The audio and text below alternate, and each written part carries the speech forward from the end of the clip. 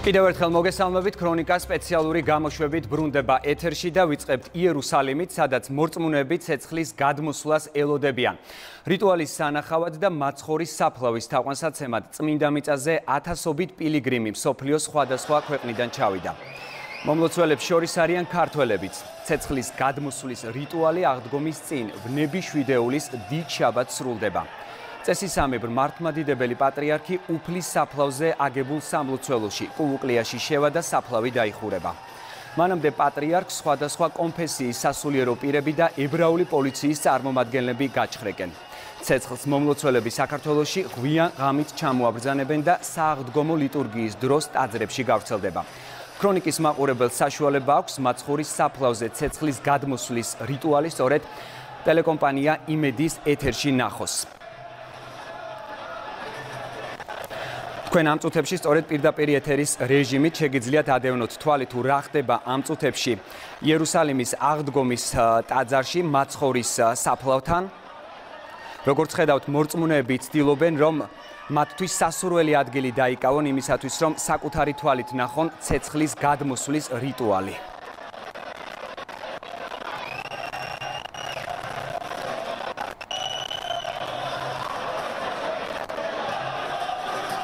ჩვენ რამდენიმე წუთში უკვე შემოგვერთდება მამა დავითი და მასთან ერთად უკვე ვისაუბრებთ ცეცხლის გადმოსვლის მნიშვნელობაზე და რიტუალის შესრულებაზე, რომელიც ყოველწლიურად სრულდება აღდგომის წინა დღეს.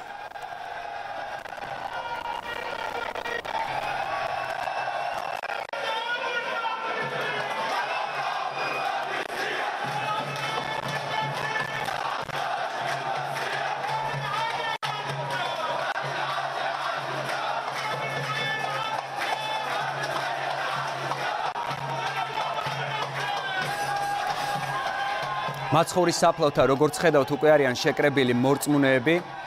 ისინი სანთლებით არიან შესული მაცხოვრის საფლავთან. თითო კონაში არის 33 სანთელი. ეს არის სიმბოლო სწორედ იესო ქრისტეს მიწიერი ცხოვრების.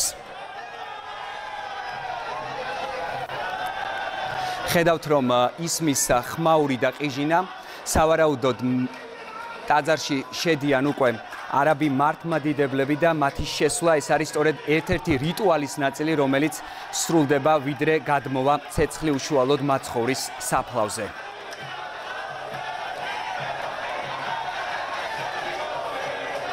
ვიდრე ცეცხლის გადმოსვლა მოხდება და ამას მორწმუნეები საკუთარი თვალით ნახავენ, მანამდე რიტუალი სრულდება, როგორც უკვე გითხარით. სრულიად პალესტინის პატრიარქი უნდა შებრძანდეს მაცხოვრის ტაძარში და როგორც ხედავთ, გესმით შეძახილი და ესენი არიან სწორედ არაბი მართლმადიდებლები. ეს არის რიტუალის ერთ-ერთი ყველაზე მნიშვნელოვანი ნაწილი, რომელიც ზუსტად აღდგომის ტაძარში ცეცხლის გადმოსვლამდე სრულდება. ასე გამოხატავენ სიხარულს ხმაურით და ყიჟინით არაბი მართლმადიდებლები. და სულ მალე კადრში უკვე გამოჩნდება სრულიად პალესტინის პატრიარქი.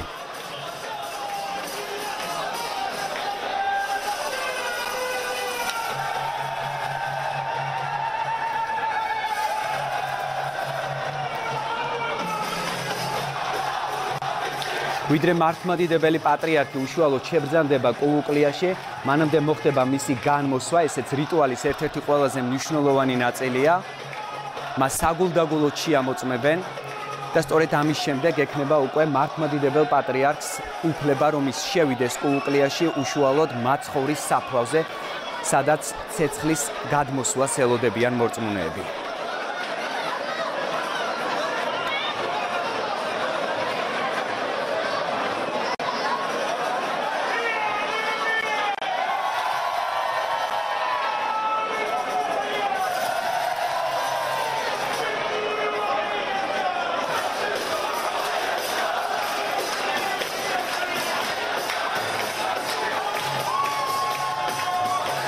როგორც უკვე გითხარით, ესენი სწორედ არიან არაბი მართლმადიდებლები.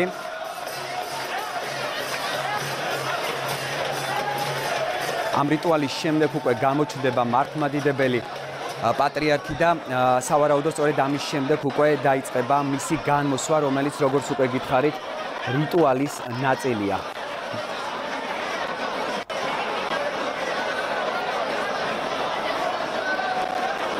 უნდა ითქვას, რომ ტაძარში შეკრებილი არიან მომლოცველები, როგორც ხედავთ და დაახლოებით იგივე სურათი არის ტაძრის გარეთ. ასევე შეკრებილი არიან მორწმუნეები, ისინი ელოდებიან ბუნებრივია ცეცხლის გადმოსვლას.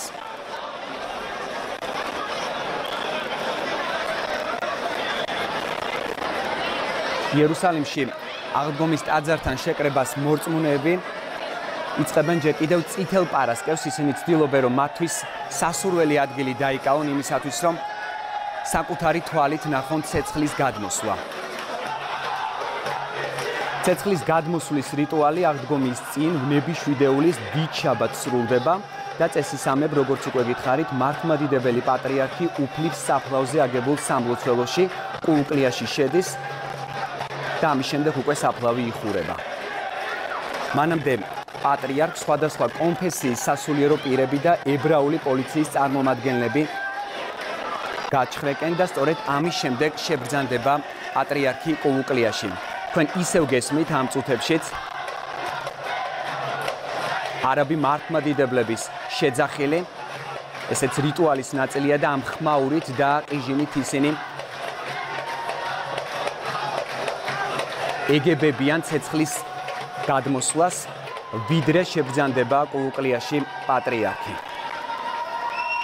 ხედავთ, რომ გამკაცრებულია ასევე უსაფრთხოების ზომები, იმისათვის, რომ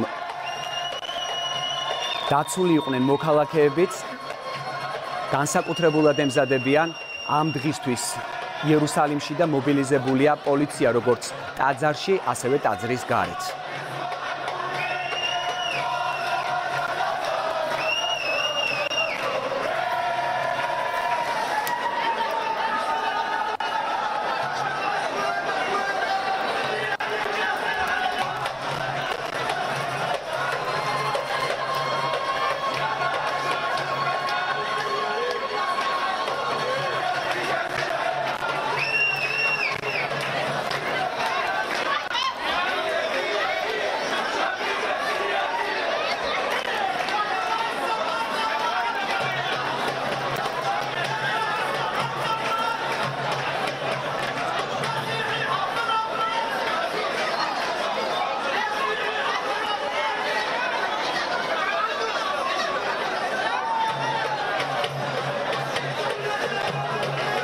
ჩვენ რამდენიმე წუთში შემოგვერთდება მამა დავითი და მასთან ერთად ვისაუბრებთ ცეცხლის გადმოსვლის ისტორიაზე და მის მნიშვნელობაზე.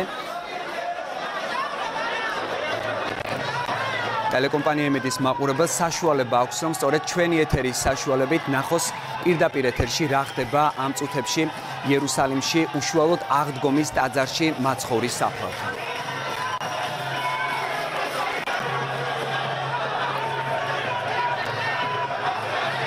ამ სასწაულის სანახავად და მაცხოვრის საფლავის თაყვანსაცემად იერუსალიმში მომლოცველები მრავალი ქვეყნიდან ჩადიან და ისინი ელოდებიან, რომ საკუთარი თვალით ნახონ ცეცხლის გადმოსვლა. მომლოცველები იკრიბებიან ჯერ კიდევ წითელ პარასკევს იმისათვის, რომ მათ დაიკავონ სასურველი ადგილი, მთელღამეს ატარებენ ლოცვაში, სანთლებს კრავენ კონებად და თითო კონაში, როგორც გითხარით, ზუსტად 33 სანთელი იკვრება, რაც სიმბოლურად ქრისტეს მიწიერი ცხოვრების წლებთან არის დაკავშირებული.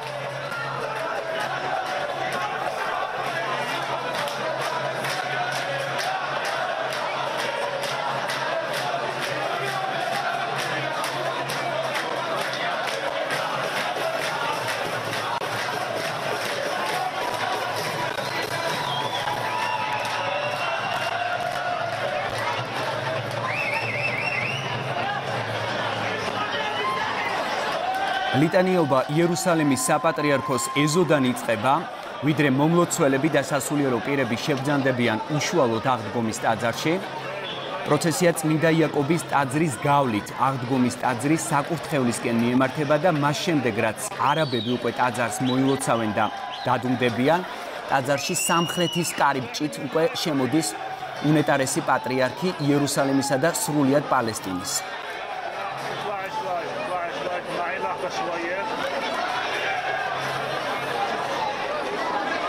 რამდენიმე წუთის შემდეგ უკვე საკურთხეველში მას მიჰყვებიან სომეხი, კოპტი და სირიელი სასულიერო პირები და ტრადიციული პატივისცემის ნიშნად მიახლებიან ხელზე პატრიარქს.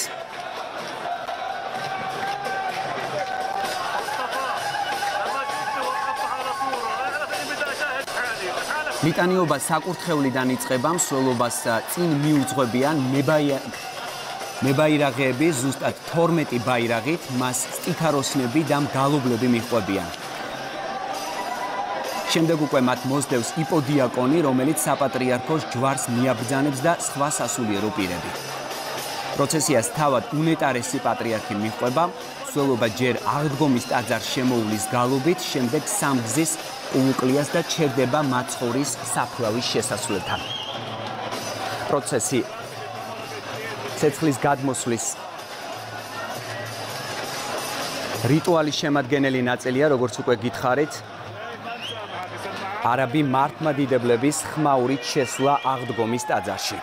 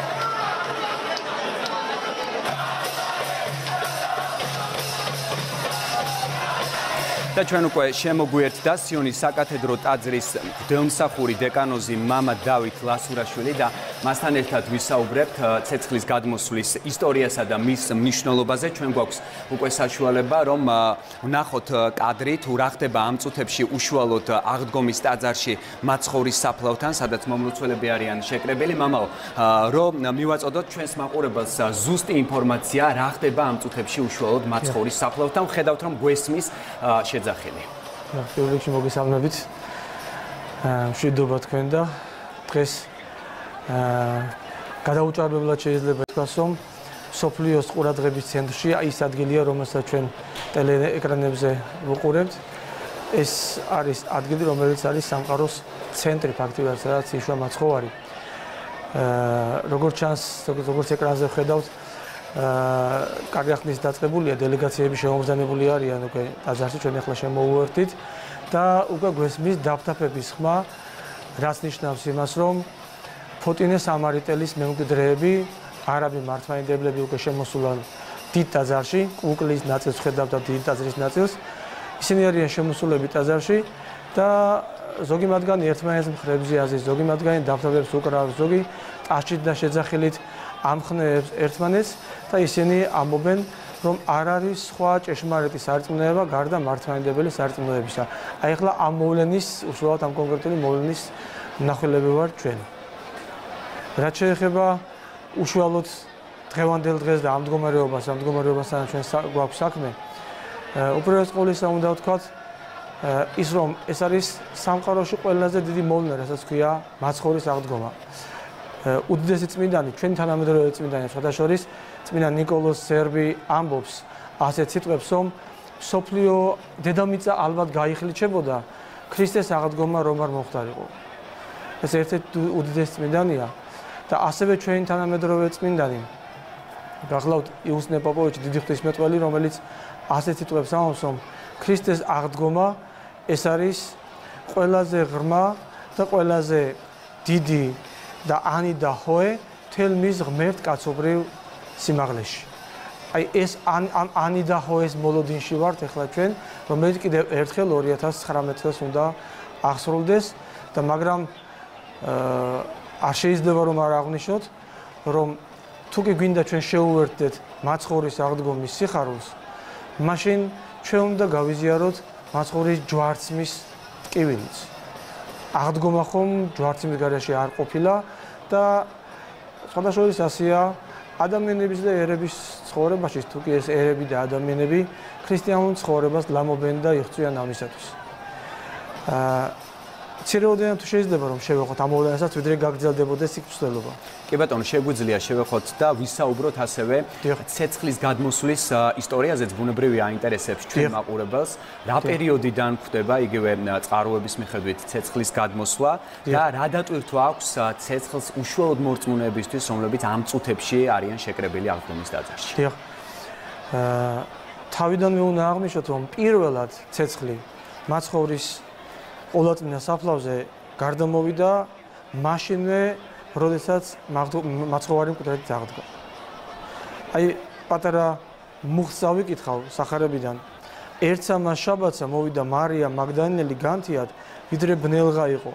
საფლავსამაზე და იხილა ლოდიეგი აღებული კარისამისგან საფლავისა. ეს იოანეს სახარებიდან არის და მივამატოთ მათეს სახარებიდანაც და აჰა ძრვა იყო დიდი. რამე თუ ანგელოზი უფლისაი გარდა მოხდა ზეცით, მოვიდა და გარდააგორვა და დაჯდა მას ზედა. ხოლო იყო ხილვა იმისი, ვითარცა ელვაი და სამოსელი მისი სპეტაკ, ვითარცა თოვლი. და აი ამ მონაკვეთის განმარტებლები ან ეგზეგეტები ამბობენ, რომ როგორ შეიძლებოდა იმ სიბნელეში ჯერ ხომ ბნელღა იყო. თვითონვე წერია სახარებაში. როგორ შეიძლებოდა რომ დაენახათ მაშინ ტილონი ხოლო მდებარენი სუდარი იქე. მაშინ ხო სიბნელე იყო. და აი ეს სიტყვებია ამ ყველაფრის ახსნა. ხოლო ხილვა იმისი იყო, ვითარცა ელვაი და სამოსელი სპეტაკ. ანუ პირველი ცეცხლის გარდამოსვლა იყო მაცხოვრის აღდგომის დღეს. რაც შეეხება შემდგომ ისტორიას მაცხოვრის წესთან დაკავშირებით, ცნობები ამის შესახებ, ჩვენ პირველი ცნობები გვაქვს მე-4 საუკუნიდან. თუმცა მწირია ეს ცნობები, მაგრამ მაინც არის ერთ-ერთი საეკლესიო მწერალი ევსევიკესერიელი ეხება ზოგადად ამ თემას. შემდგომში მე-5-6 საუკუნეებშიც არის ამ მოვლენაზე საუბარი, მაგრამ უფრო მინიშნებით, ვიდრე კონკრეტული დასურათ ხატებით ამ მოვლენისა. აი მე-9 საუკუნიდან უკვე ჩდება მემატიანებთან ასეთი მკაფიო ისტორიული დოკუმენტები და დამადასტურებელი ფაქტები, რაც მაცხოვრის სეციური ცეცხლის შესახებ შეიძლება ჩვენ გამოგვადგეს. პირველი შეიძლება ვთქვათ, ეს არის 836 წელი. საუბარია ერთ-ერთ მღვდელმსახურზე, ეს არის თეოდორე ედესელი, წმინდანია, წმინდანი შერაცხულია. თეოდორე ედესელი ამბობს, რომ მაცხოვრის საფლავზე გარდამოდის წმინდა ცეცხლი. ასევე 867 წელია ვინმე ფრანგი მონოზონი ბერნარდი, რომელიც მოგვითხრობს, რომ დიდ შაბათსა აღდგომის დღეს ჩვენი უფლის იესო ქრისტეს საფლავზე დიდი ლოცვის მიმწუხს. იმ დროს, როდესაც წარმოითქმება კირიე ლეისონი, ამ დროს ჩამოდის უფლის ანგელოზი და ანთებს კანდელს. პატრიარქი კი ამ ცეცხლს გადაცემს ეპისკოპოსებს, ეპისკოპოსები კი გადაცემენ მომლოცველებს. ამის შემდგომ არის მე-20 საუკუნეში, გაცავად მე-10 საუკუნეში, შემდგომ საუკუნეებშიც დაახლოებით 45 უტყუარი მტკიცებულებაა მე-9-დან მე-16 საუკუნეებს შორის, რომელიც პირდაპირ მიუთითებენ, რომ ცეცხლი ყოველთვის გადმოდიოდა მაცხოვრის საფლავზე. რაც შეეხება მნიშვნელობას მაცხოვრის საფლავზე გადმოსული ცეცხლისას. თქვენ ალბათ აქცევთ ყურადღებას და ჩვენი მაყურებლებიც, მცენელებიც, რომ მაცხოვრის საფლავზე ცეცხლი გადმოდის ყოველთვის მაცხოვრის აღდგომის წინა დღეს, ეს გახლავთ შაბათი დღე. თუმცა ყოფილა გამონაკლისებიც, მაგალითად ერთ-ერთი გამონაკლისი ესეთი ყოფილა 1001 წელს, როდესაც ცეცხლი უფალმა ასეინება, რომ გადმოსულიყო უშუალოდ აღდგომის დღეს, კვირა დღეს. იყო ერთი გამონაკლისიც, რომელიც არ ეხება დროს, როდესაც გადმოვიდა, მაგრამ გამონაკლისი არ გადმოვიდა თავის დროზე და არ გადმოვიდა იმის გამო, რომ ეს ტრადიცია, ვიდრე მის მნიშვნელობაზე ვიტყოდი და მასაც შევეხები, ამ ტრადიციის ძალმომრეობით დარღვევაზე წავიდა ერთ-ერთი დენომინაციის მიმდევარი, საუბარია მონოფიზიტებზე, სომეხ სასულიერო პირზე. ეს არის 1559 წელი ისტორიაში წერია და ვინმე რომ რამე ბრალად არ დაგვდოს, პირდაპირ წყაროს ვიტყვით, ერთ ქართულ წყაროს ვიტყვით. ეს გახლავთ დეკანოზი პეტრე კონჭოშვილი, რომელსაც 1899 წელს მოილოცა წმიდა მიწა სრულად და ის შეესწრო ამ უდიდეს მოვლენას. ის აღწერს ამას და დავასრულებ ამ წინადადებას. მონოფიზიტის სასულიერო პირი შევიდა კუბუკლიაში, სადაც ის არ უნდა შესულიყო. აქ ყველაფერი სტატუს კოს ექვემდებარება და იქ ყველაფერი განსაზღვრულია და მხოლოდ მართლმადიდებელი სასულიერო პირის იერუსალიმის პატრიარქის ნოცის დროს გადმოდის ცეცხლი და სხვა არასოდეს და ის შევიდა, ხოლო ცოტა მოგვიანებით მოსული იერუსალიმის პატრიარქი აუნთებელი სათლებით, ჩამქრალი სათლებით დარჩა ცენტრალური ტაძრის, დიდი ტაძრის კარიბჭესთან, შესასვლელთან. საუბრობთ მართლმადიდებელ პატრიარქს, რომელსაც კარი ჩაუკეტეს და კარი დაუკეტეს. აი ამ დროს იქ სხვა სასულიერო პირს ჩვენ ასე ავთვლით, მაგრამ მონოფიზიტის სასულიერო პირის ლოცვის დროს ცეცხლი არ გადმოვიდა. აი ამ დროს იყო გრგვინგა, გასკდა სვეტი, იმ სვეტიდან გადმოსულმა ცეცხლმა აუნთო მართლმადიდებელ პატრიარქს სანთლები, რაც ნიშანია იმის ამით მინდოდა მისულიყავი მის მნიშვნელობაზე, თუ რა მნიშვნელობა აქვს.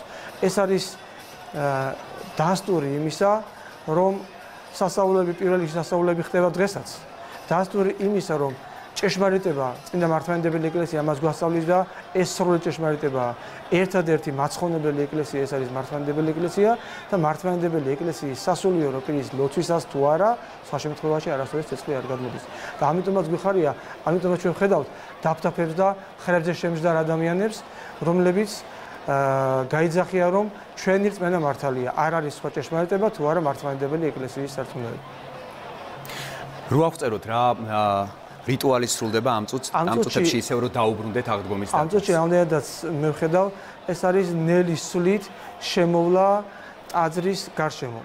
ზოგადად აი ამ ტაძარზე დრო ვთქვა, რომ ტაძარზე ჩვენ ახლა კადრებში ვხედავთ, პირველად ტაძარი აქ აშენებულა მე-4 საუკუნეში. მე-4 საუკუნეში აშენებული ტაძრის ავტორი, შეიძლება ასე ითქვას, კრიტორი გახლავთ კონსტანტინე დიდის, წმინდა კონსტანტინე დიდის დედა ელენე დედოფალი, რომელიც იქ ჩავიდა მაცხოვრის ჯვრის მოსაძიებლად. ეს ჯვარი დაახლოებით 2 საუკუნე ნახევარი, თუ მეტი არა, თუ შეიძლება ამ ტერმინით გამოთქვას, დაკარგული იყო. რამე თუ იუდეველები ცდილობდნენ, რომ ქრისტიანთა შთამომავლებს დავიწყებოდათ მაცხოვრის ჯვარცმის ადგილი. ამიტომ იქ მიწაყრილი გააკეთეს და უკვე ყველამ მიივიწყა თუ სად იყო მაცხოვრის ჯვარცმის ადგილი, თხემის ადგილი, გოლგოთა სად იყო.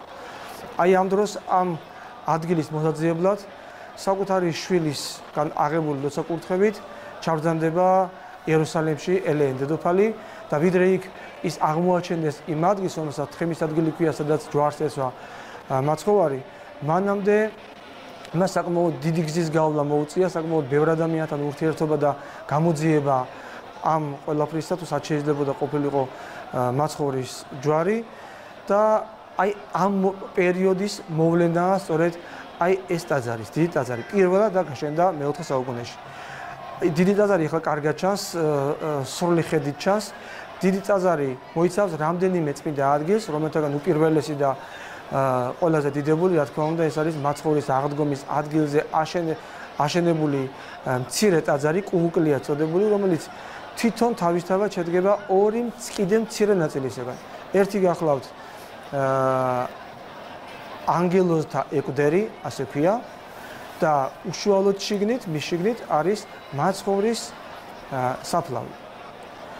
მაცხოვრის საფლავი ძალიან მცირეა, მადლობა ღმერთს, მე იქ რამდენიმეჯერ ნამყოფი ვარ და 207-193 სანტიმეტრზე. ასეთი ძალიან მცირე ზომის არის უშუალოდ საფლავი. ეს აღდგომის ანგელოზთა ეკვიდერს არ ეხება ეს ზომები. უშუალოდ მაცხოვრის საფლავის პატარა ტაძარს ეხება შიგნით და პირველად სასულიერო პირები შედიან ანგელოზის ეკვიდერში. ეს ის ადგილია, სადაც მარია მაგდალინას ანგელოზი ეჩვენა და იმ ქვაზე იჯდა ანგელოზი, რომელიცაც ახლა იქ დევს ამ წუთშიც და სწორედ იმ ქვაზე აღასრულება აღდგომასაც და შემდგომშიც წირვები. ლიტურგია, საღვთო ლიტურგია ამ ქვაზე დაგესრულება. ხოლო კვეთა კი, ანუ პრასკომედია მიმდინარეობს მაცხოვრის საფლავზე, სადაც მართლმადიდებელი მღვდელმთავარი აღასრულებს კვეთასაც და წირვასაც. თქვენ ვრცლად ისაუბრეთ კუკლიაზე, სადაც მაცხოვარი არის დასაფლავებული. ბუნებრივია საინტერესოა თვითონ ტაძრის ისტორია, აღდგომის ტაძარს გულისხმობ და ქართული კვალი ამ ტაძართან დაკავშირებით, როგორც ვიცით, არის შემორჩენილი, როდესაც შევდივარ ტაძრის მთავარი კარიბჭიდან, ქართული წარწერები, თუმცა ისიც ვიცით, რომ წლიდან წლამდე ეს წარწერებიც სამწუხაროდ ნადგურდება. რა შეიძლება ითქვას ტაძარსა და ქართულ კვალზე მთლიანობაში? თქვენს აი ამ სამწუხარო ინფორმაციას მეც დიდი მწუხარებით უნდა შეუერთდე და თავიდან ვთქვათ ის, რომ დაახლოებით 22-24 ტაძარი თუ მონასტერი ჰქონდათ ქართველ მართლმადიდებლებს წმინდა მიწაზე ზოგადად. აქედან უნდა დავიწყოთ. ანუ 2 ათეულზე მეტი. დღესდღეობით ისე რომ იდგას იქ და ვთქვათ იქ შეიძლებოდეს ქართველების მისვლა და თვალხილად აჩვენო აქედან ჩასულ მომლოცველს, ერთადერთი რაც ასე დგას, ეს არის ყველაზე გაარკვევით რაც იკითხება, ეს არის ჯვრის მონასტერი. სადაც სამწუხაროდ არც ერთი ქართველი ადამიანი არ მსახურობს, დროდადრო თუ ჩავდივართ ხოლმე მართლმადიდებელი მომლოცველები და იქ როგორც შეგვიძლია ზოგი სასულიერო პირი წირვას აყენებს, ზოგი პარაკლისებს იხდის და ასე შემდეგ. სხვაგან ასეთი ადგილები ცალკე გამოყოფილი მონასტრის ან ტაძრის სახით არ არსებობს. რაც შეეხება თქვენს მიერ ნათქვამ წარწერას, რომელიც იკითხება მაცხოვრის აღდგომის ტაძარზე, ეს პეტრე კონჭოშვილიც ამბობს ამას დეკანოზი, რომ ტაძრის შესასვლელშიო აი იმ სვეტთან, რომელიც გაპობილია, არის მცირე წარწერა, რომელშიც მხოლოდ წარწერის ნაწილი იკითხებაო. იმ დროსაც კი საუბარი 1899 წელზე. მაშინაც კი ნაწილი იკითხებოდა ამ წარწერისა და ახლა უკვე მე ნამდვილად ვეღარ მოგახსენებთ, რამდენიმე წელია მე იქ არ ყოფილა, რომ რა ის წაკითხვა შეიძლება კიდე იქ. თუმცა ისტორიულ წყაროებში დაცულია ქართველების კვალის შესახებ, რომელზეც თქვენ ბრძანებდით. მე მინდა 2 მათგანის შესახებ გითხრათ, რომელიც უშუალოდ მაცხოვრის წმინდა ტაძარს უკავშირდება. ერთი ეს გახლავთ 1347 წლის ცნობა, რომელიც ლუდოლფ ზუთჰაიმს უკავშირდება. მას აქვს ასეთი ჩანაწერი: ქართველებს აქვთ წმინდა საფლავის ეკლესიის გასაღები. საუბარია წმინდა საფლავის ტაძარზე, კუკლიაზეა საუბარი. და მეორე, ამას ვიადასტურებს ფელიქს ფაბრი, რომელიც 1483 წლის აღწერის მოვლენებს გვაცნობს ჩვენ და იქ ასეთი ციტატა აქვს: წმინდა საფლავის ეკლესიას აქვს 3 შესასვლელი. მეორე კარის გასაღები ამჟამად ლათინთა ძმობის წევრებს ეკუთვნის. საუბარია პაპისტებზე, რომ მათ ეკუთვნის იმჟამად მათ ეკუთვნათ, ეს არის მე-15 საუკუნის ბოლო. მაგრამ რამდენიმე წლის წინათ ამას ქართველები ფლობდნენ. 2 უცხოური წყარო გვიდასტურებს, რომ ქართველები ფლობდნენ მაცხოვრის საფლავის, ანუ კუნკლიის გასაღებს. თუ არის წყაროებში მითითებული, აი რა პერიოდიდან, ასე ვთქვათ, დაკარგეს სწორედ ქართველებმა კუნკლიის გასაღები? მე ვერ მოგახსენებთ რა პერიოდიდან დაიკარგა, თუმცა უყურეთ 1483 წლის აღწერაზე რომ საუბრობს ფელიქს ფაბრი, იქ ამბობს, რომ რამდენიმე წლის წინ კი გასაღები ქართველებს ჰქონდათ, ანუ დიდი ხანი არ გვაშორებს 1480 წლიდან იმ ამბავს, როცა ქართველები ისევ ფლობდნენ.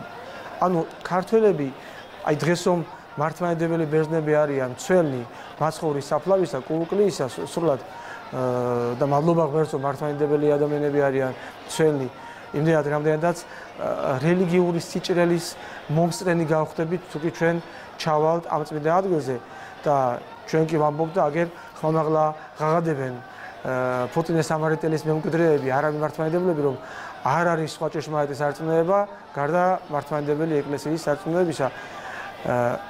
ჩვენ იქ ჩასულ ადამიანებს დაგვხვდება, რომ აი უშუალოდ მართლმადიდებლები იცავენ და გვიხარია, რა თქმა უნდა, მაცხოვრის საფლავს და აი ამ საფლავის მცველნი წლებისა და წლების განმავლობაში თურმე ყოფილან ქართველები, რა თქმა უნდა, გვიხარია, ალბათ გვიამაყება კიდეც, მაგრამ თუკი ჩვენ ამხელა სიწმინდის მცველნი ვიყავით და აწ უკვე ვეღარ ვახერხებთ, ანუ ჩვენ დავკარგეთ ის პრივილეგია სხვა ადგილობრივ ეკლესიის წარმოადგენელთა შორის, რომ ჩვენ ქართველებს ქონდა კუკლი ის მცველობა, ასე ვთქვათ, ეს ცოტაზე არ მეტყველებს. ამას ჭირდება მეტი ეკლესიურობა, ამას ჭირდება მეტი ქრისტიანობა, მეტი ერთგულება ჭირდება ქრისტესადმი. ამას მხოლოდ გარეგნული ქრისტიანობით ჩვენ ვერ მივახცევთ. თუკი მთელი სულით, გულით ადამიანი არ შეუდგება ეკლესიურ ცხოვრებას და ის მხოლოდ აფიშირებულად ქრისტიანი იქნება და მეტი ვერაფერი, მაშინ რა თქმა უნდა ჩვენ ვერ დავიბრუნებთ იმ პატივს, რომელიც წმინდა მიწაზე გქონდა. თქვენ არ ვიცი ბრძანებოდით თუ არა იქ როდესაც, მაგრამ იქ რომ ჩახავთ, ნახავთ რომ ბერძნებს თუნდაც აღდგომის ტაძარში არაერთი ადგილი აქვს, რომელიც ახლაც მათი კუთვნილებაა, ისინი იქ წირველთას აღავლენ და ასე შემდეგ.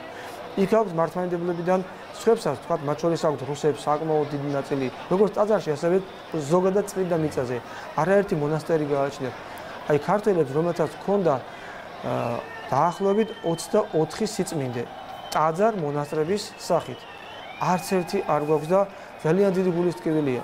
და კიდევ ერთხელ უნდა თუ შეიძლება და სასულიერო პირი ვარ, მართლმადიდებელი მოძღვარი ვარ და კიდევ ერთხელ მინდა რომ მოუწოდო მე იმ ადამიანებს, რომლებიც ახლა გვისმენენ ჩვენს ერს, ჩვენს მართლმადიდებელ ადამიანებს, რომ მეტი მონდომება, მეტი ლოცვა, მეტი ერთგულება ქრისტესა და მისი ეკლესიისადმი აუცილებელი იმისათვის, რომ პირველ რიგში ჩვენ უფალმა შეგვიწყალოს და მერე იმისათვის, რომ ჩვენ გქონდეს სიწმინდეები ამ წმინდა მიწაზეც.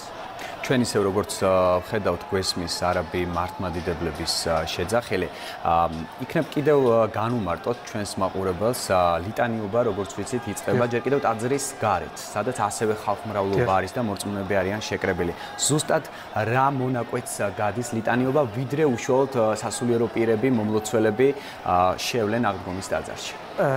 თქვენ ალბათ გულისხმობთ თანამედროვე ტერმინით ვია დოლოროსას მოვლენას ალბათ, თორემ რაც შეეხება უშუალოდ ლიტანიობას, ეს კუვუკლის ირგვლივ მიმდინარეობს ეს ლიტანიობა.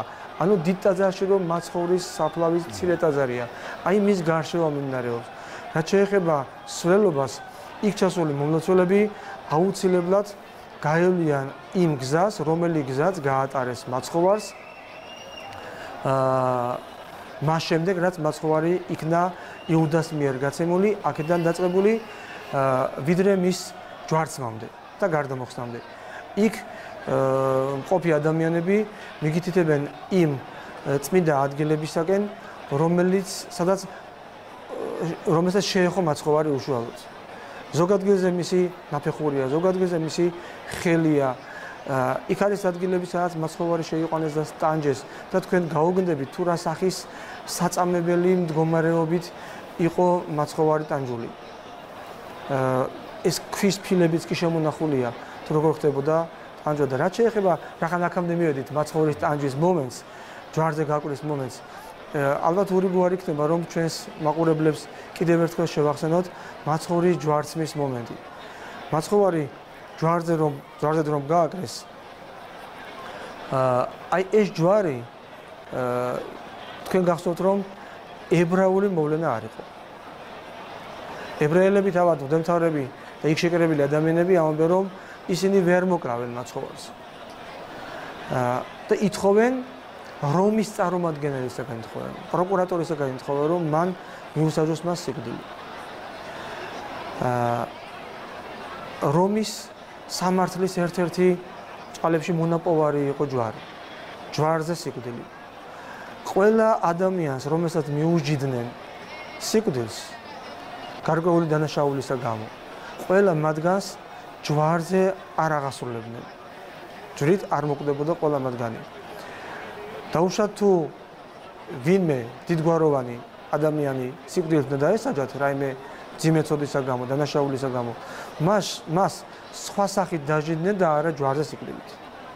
ჯვარზე მხოლოდ მდაბიოთ ან ებრაელებს აკრავდნენ და სწორედ საკუთარი ნებით ასეთი დაბიოთათვის განკუთვნილი, ასეთი სამარცხინო დაჟის იარაღი აირჩია მაცხოვრმა და სწორედ ამ ჯვარზე საკუთარივე ნებით აიტანა ჩვენი წოდები და მიამშვალა ამ ჯვარს, რამოთუ მას თავის წოდები არ ჰქონდა. მაცხოვარი იესო ქრისტე გახლავთ სრული ღმერთი და სრული კაცი გარდა ცოდვისა, თვინიერ ცოდვისა. ამიტომ მან ჩვენი წოდები აიტანა და ეს წარსულში დაჟის სამარცხინო იარაღი, რაც როგორადაც იცვლებოდა რომის იმპერიაში, აქცია ჩვენთვის სათაყვანებელ საგნად. მაცხოვრის ჯვარი არის ჩვენი მფარველი ხილული თუ უხილავი მტრებისაგან. რიტუალის ერთ-ერთი მნიშვნელოვანი ნაწილია, როგორც ვიცით, პატრიარქის განმოსვა ჯერ არ ჩანს კადრში, თუმცა მალე გამოჩნდება. რო აღწეროთ ეს პროცესიც, საინტერესო პროცესია და მოვლენაა ესეც. ესეც ისტორიული ნაწილია მაცხოვრის ცეცხლის გარდამოსვლის მსახურებისა, როგორც ჩანს საუკუნეების განმავლობაში ასე ხდებოდა. ასე ვთქვათ, ჩხრეკდნენ იმ სასულიერო პირს, რომელიც იქ შედიოდა. თანამედროვე პერიოდში მე გითხრათ, რომ იქ ყველაფერი სტატუს ქვეს ექვემდებარება, იმიტომ რომ რელიგიური სიჭრელის მდგომარეობაა იქ დღესდღეობით. ამჟამად ასეა და ასე იყო საუკუნეების განმავლობაშიც, უშუალოდ მაცხოვრის საფლავში შიგნით შედის მართლმადიდებელი პატრიარქი იერუსალიმისა. ამჟამად იერუსალიმის პატრიარქი გახლავთ თეოფილე მესამე. პატრიარქის ტიტულის მქონეა. აქვე გეტყვით, რომ ეკლესია იერუსალიმისა დივტიხში, ანუ ეკლესიათა ჩამონათვალში მეოთხე გახლავთ ამჟამად კონსტანტინოპოლის, ალექსანდრიის და ანტიოქიის შემდეგ. ეს მოხდა მას შემდეგ, რაც რომის ეკლესია მე-11 საუკუნეში განვარდა წმინდა მართლმადიდებელი ეკლესიიდან და მისი ანათემირება მოხდა, თორემ მანამდე მეხუთე იყო დივტიხში. ამ ეკლესიაში, რომელსაც დღეს მეთაურობს თეოფილე მესამე, უამრავი სიწმინდეა დაცული. ეს არის თუ შეიძლება ასე თქვა, დედა ეკლესია ყველა სხვა ადგილობრივი მართლმადიდებელი ეკლესიებისა და ეკლესიებს მრავლობით რიცხვში ჩვენ პირობითად ვახსენებთ. სულ სოფლიოში გახლავთ 15 ადგილობრივი მართლმადიდებელი ეკლესია, რომელიც ჩვენ ყველა ერთნი ვართ. უბრალოდ ეს ადგილობრივი ეკლესიის სახით არის წარმოჩენილი. აი ერთ-ერთი გახლავთ იერუსალიმის ადგილობრივი ეკლესია, რომელსაც დღეს მოიხსენებენ იერუსალიმის ბერძნული მართლმადიდებელი ეკლესია. იქ მყოფი სასულიერო იერარქია გახლავთ წარმოშობით ბერძნები. რაც შეეხება ახლა უშუალოდ პატრიარქის შესვლას. მართლმადიდებელ პატრიარქთან ერთად იქ შედის მხოლოდ ანგელოზის ეკვდერის დონეზე სომეხთა კათოლიკოსი, მათ წარმოადგენელი. ხოლო უშუალოდ საფლავში გითხარით, რომ შედის მხოლოდ მართლმადიდებელი პატრიარქი.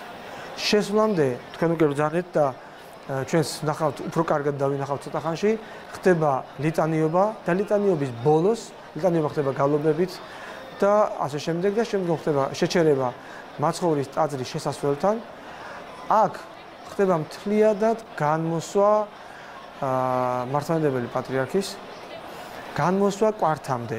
მხოლოდ კვართს შეუნარჩუნებენ და ეს ეგრეთ წოდებული ჩხრეკვა შემოწმება ხდება არა მართლმადიდებლების მიერ, მართლმადიდებლების ეჭვი არც ეპარებათ და არც ერთი მართლმადიდებელი ადამიანი არ იკადრებს და მით უმეტეს სასულიერო პირი იმას მაცხოვრის საფლავზე, რომ იქ რაღაც მიუღებელი საგანით უნდა ცეცხლის გასაჩენად შეიტანოს. ამას აკეთებენ ტრადიციულად მუსულმანები და სხვა შორის აქვე უნდა ვთქვათ, ჩვენ თავისუფლზე გამოგჩა რომ გეთქვა, რომ ის ტერიტორია, რომელზეც დღეს დგას ეს დიდი ტაძარი, მაცხოვრის აღდგომის დიდი ტაძარი, მუსულმანთა ხელშია. გაცნობად ხდება მთლიანად განმოსვა პატრიარქისა და წინა დღეს დაბეჭდილი მაცხოვრის აღდგომის ტაძრის კუკლიის კარი ცვილით იბეჭდება წინა დღეს, იხსნება და შიგნით შედის მართლმადიდებელი პატრიარქი. გაივლის რა ანგელოზთა ეკვდერს, ის შევა საფლავში და იწყებს სპეციალურ ლოცვებს. რომელიც მხოლოდ ამ დღისათვის და ამ მოვლენისათვის არის მოწოდებული და ამ ლოცვის დროს როგორც იქ თვითმხილველნი წლებისა და საუკუნეების განმავლობაში თავად აღწერენ, იწყება გარკვეული პერიოდის შემდგომ დაახლოებით 10-15 წუთი მაქსიმუმ პატრიარქის შესვლიდან გავიდეს, იწყება ციმციმა ცისფერი ცეცხლების სახით ტაძრის დაკავება. ანუ ჯერ პატარა ტაძარში, შემდგომ თეს ტაძარში აი ეს პატარა ციმციმა ცეცხლი ჩდება, რომელიც შემდგომ ერთიანდება და მაცხოვრის საფლავი მთლიანად იფარება ცეცხლით. იქ არსებული ცენტრალური კანდელი ინთება ამ ცეცხლით, საიდანაც სანთელს ანთებს მართლმადიდებელი პატრიარქი, მოტრიალდება რა მას ანგელოზის ეკვდერში დახვდება სომეხთა წარმომადგენელი, მონოფიზიტი და შემდგომ ხდება გავრცელება მთელს ტაძარში ამ ცეცხლისა. აქვე უნდა ითქვას ისიც, რომ ცეცხლს აქვს განსაკუთრებული თვისება, რომ ეს არ არის თავიდან პირველი რამდენიმე წუთის განმავლობაში ჩვეულებრივი მწველი ცეცხლი, ბუნებრივი ცეცხლი, რომელსაც ჩვენ ვიცნობთ. მას როგორც თვითმხილველნი ამბობენ, ერთ-ერთი ადამიანი გასულ საუკუნეების ჩანაწერში ამბობს, რომ ჩვენ პირს ვიბანდით ამ ცეცხლითო. სახეზე იტარებდნენ მთლიანად ამ ცეცხლს, მაგრამ ეს ცეცხლი არ წვავს. მხოლოდ დაახლოებით 10-15 წუთის შემდეგ იწყებს ეს ცეცხლი წვას და ამის შემდგომ ტაძარში მყოფი მსახურნი მოუწოდებენ იქ მყოფ მომლოცველებს, ვინც კიდევ მაშინ დარჩება იქ იმ დროისათვის, რომ ცეცხლი ჩააქრონ უბედური შემთხვევისაგან თავის დაცვის მიზნით.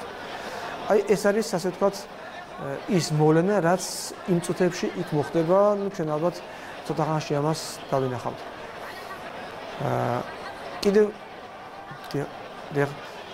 კიდევ მინდოდა რომ ისევ დავუბრუნებოდით იმ მოვლენას, რაც წინ უძღვის დღევანდელ ცეცხლის გარდამოსვლას. ეს გახლავთ აღდგომამდე განხორციელებული ჯვარცმა უფლისა, საკუთარივე ნებით ჯვარცმა მაცხოვრისზე ჩვენისა. ამ ჯვარცმის დროს, ჯვარცმამდე აქედან დავიწყოთ, მაცხოვარს ეუბნება პეტრე მოციქული, რომ ყველამ რომ მიგატოვოს, მე არ მიგატოვებ. და თუ კარგად გავიხსენებთ, მას მხოლოდ პეტრე მოციქული არ ეუბნება ასე. მას იქვე წერია, რომ სხვებმაც ასე უთხეს, სხვა მოციქულებმაც ასე უთხეს, მაგრამ გავიხსენებთ, რომ ადამიანი სუსტია და მაცხოვრის საფლავთან, მაცხოვრის ჯვარცმის დროს პეტრე მოციქული არ დგას, იქ დგას ყოვლადწმინდა ღვთისმშობელი და იქ დგას იოანე ღვთისმეტყველი, მოციქული და მახარებელი იოანე. მაცხოვრის ჯვარცმის შემდეგ ორი ფარული მოწაფე ქრისტესი, ეს გახლავთ იოსებ არიმათიელი და ეს გახლავთ ნიკოდიმოსი, რომელიც სხვადასხვა ორივენი იყვნენ სინედრიონის წევრები, მიდიან პილატესთან, რომელმაც მაცხოვრის ჯვარცმის ბრძანება გასცა, მიდიან პილატესთან და მას თხოვენ, რომ მაცხოვარი გარდამოხსნან ჯვრიდან. სხვადასხვა ეს არ იყო უსაფრთხო თხოვნა. ამისა გამო შეიძლება ისინი დასჯილყოფილიყვნენ. მაგრამ მათთვის მაინც განახორციელეს მაცხოვარი გარდამოხსნეს ჯვრიდან, შემურეს, შეგრაგნეს ისევე როგორც იყო ებრაელთა ჩვეულება და დადვეს იმ საფლავში, რომელიც ქონდა ნაყიდი იოსებ არიმათიელს საკუთარი ოჯახის და საკუთარი შთამომავლობისათვის. და გაიღორა ეს საფლავი მაცხოვრისათვის იოსებ არიმათიელმა, ამით მან მოიპოვა ამის სანაცვლოდ ზეცა და მარადიული სიცოცხლე.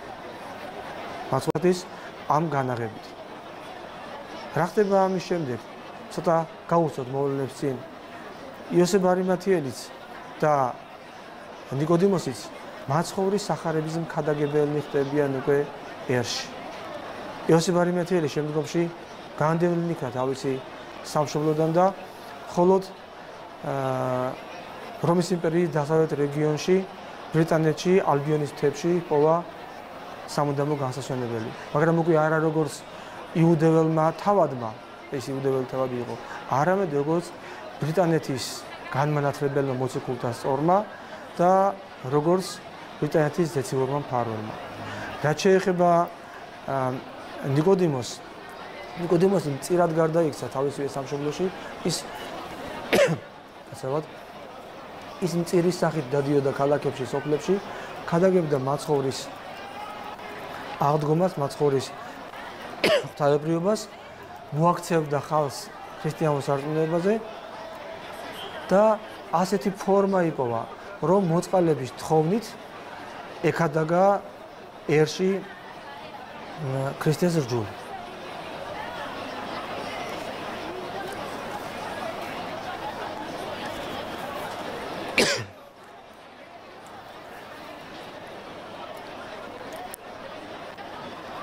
ამა როგორც ხედავთ აი რა პროცესი მიდის წუთებში?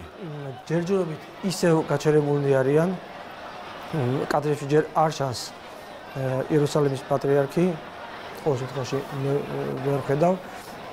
როდესაც ის გამოჩნდება, აუცილებლად განსაკუთრებული სახით გამოჩნდება, რამდენადაც ეს მამამთავარია იერუსალიმის ეკლესიისა და შემდგომ დაიწყება უშუალოდ ის მოვლენა, რომელიც წინ უსწრებს მაცხოვრის საფლავზე ცეცხლის გარდამოსვლას. როგორც ვიცით, ამ დღისთვის იერუსალიმში არის უსაფრთხოების განსაკუთრებული ზომები. რო განვმარტოთ ეს საკითხიც, განსაკუთრებულად ემზადებიან ამ დღისთვის, რატომ არის რისკი იგივე საფრთხის შემცველია თუ რატომ არის ეს ზომები ესე მაღალ დონეზე აყვანილი სწორედ ამ დღეს? მე მაინც და მაინც კომპეტენტური არ გახლავთ უსაფრთხოების საკითხებთან დაკავშირებით, მაგრამ თუ იმას გავითვალისწინებთ, რომ ისრაელში მყოფ ადამიანს ერთხელ მაინც ნაყოფ ადამიანს არ გაუკვირდება იქ უსაფრთხოების ზონების რომელიმე წამს გამკაცრება, იქ ყოველთვის საკმაოდ დიდი სიფრთხილით უდგებიან ამ საკითხებს, სადაც უსაფრთხოება ქვია. რაც შეეხება ამ პერიოდს, უამრავი ადამიანი, ათასობით და ათიათასობით მომლოცველი ჩადის მსოფლიოს სხვადასხვა კუთხიდან იერუსალიმში მაცხოვრის აღდგომასთან დაკავშირებით. სწორედ ამიტომ იქ არც არის გასაკვირი, რომ უსაფრთხოების ზონები იყოს მიღებული. თქვენ ახლა ხედავთ მხოლოდ იმ ნაწილს მომლოცველებისა, რომელთაც მოახერხეს და შევძაბდნენ ტაძარში. უამრავი ადამიანი არის გარეთ, დიდი ტაძრის გარეთ. ჩვენ ხედავთ მცირე ტაძრის გარეთ, ოღონდ დიდ ტაძარში მყოფ ადამიანებს. დიდი ტაძრის გარეთ უამრავი ადამიანია.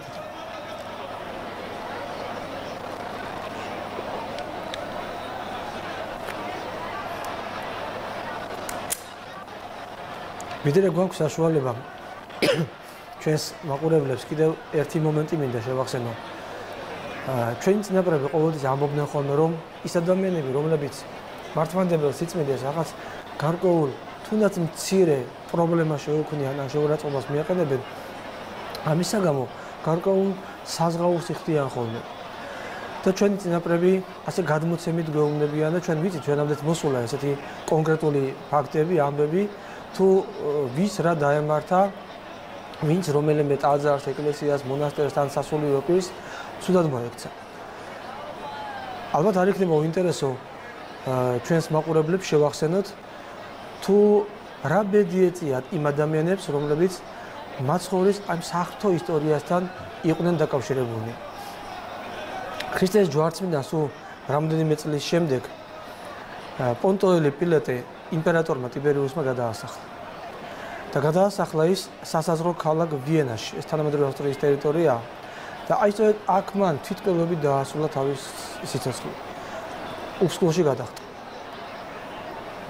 მისი ცოლი, მის ცოლთან დაკავშირებული მოკლე ისტორია სულ ძალიან მცირედად გადმოცემულია სახარებაშიც. და სახარება გვეუბნება, რომ საკუთარმა ცოლმა პილატეს მიწერა, რომ არ უნდა დაეშავებინა არაფერი მას ქრისტესთვის, რამე თუ მეო დღეს ძილში ბევრი ვივნე მისთვისო. ეს ქალბატონი შემდგომში როგორც გადმოცემა გვეუბნება, გახდა ქრისტიანი და ქრისტიანულ ცხოვრებით გააგრძელა ცხოვრება.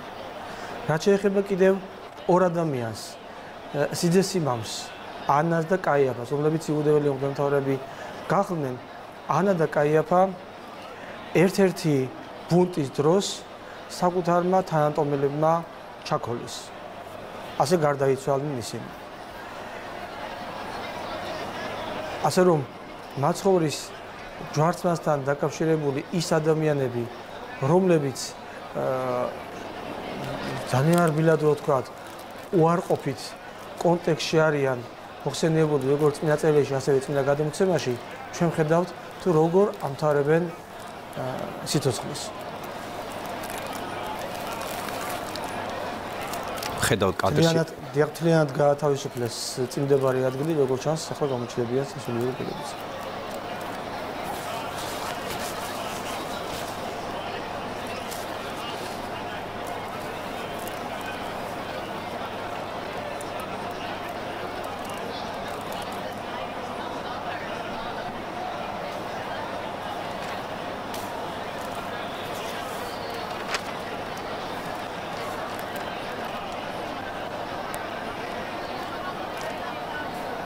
როგორც ვიცით, დელეგაციები ჩადიან სპეციალურად ამ დღისთვის.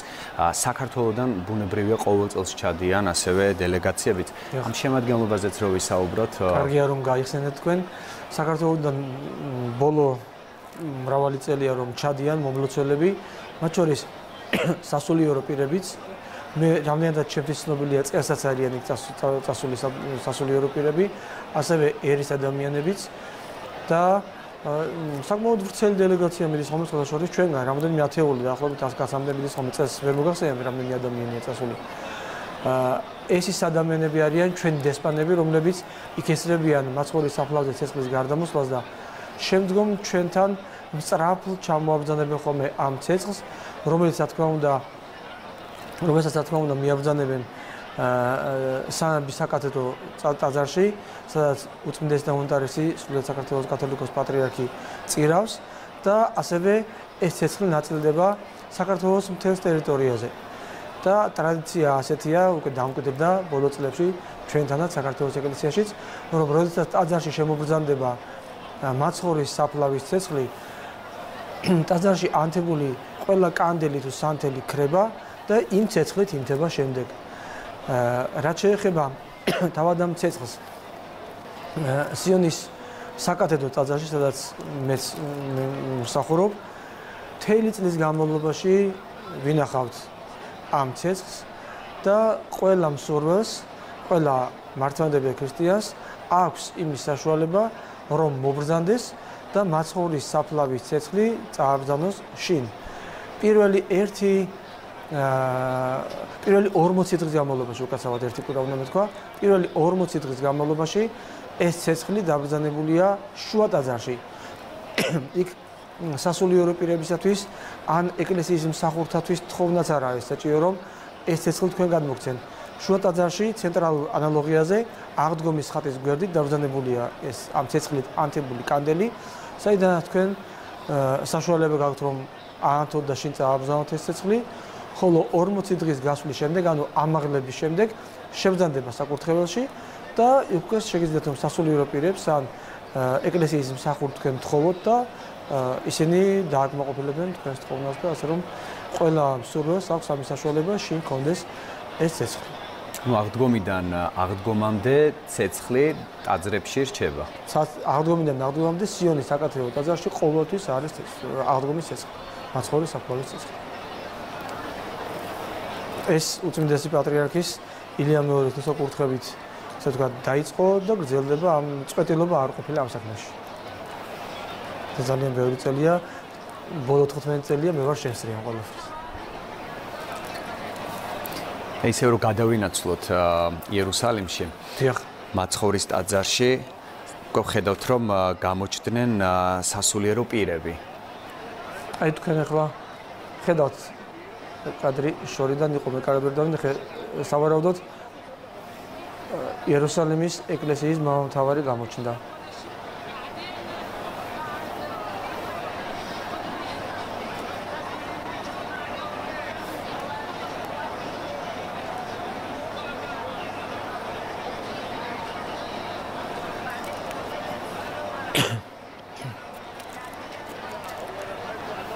ვიდრე მსვლელობა კვლავ გაგრძელდებოდეს და უკვე კოუკლეაში შევძანდებოდეს თეოფილე მესამე, მანამდე ჩვენს მსმენელებს კიდევ ერთხელ მინდა რომ შევახსენო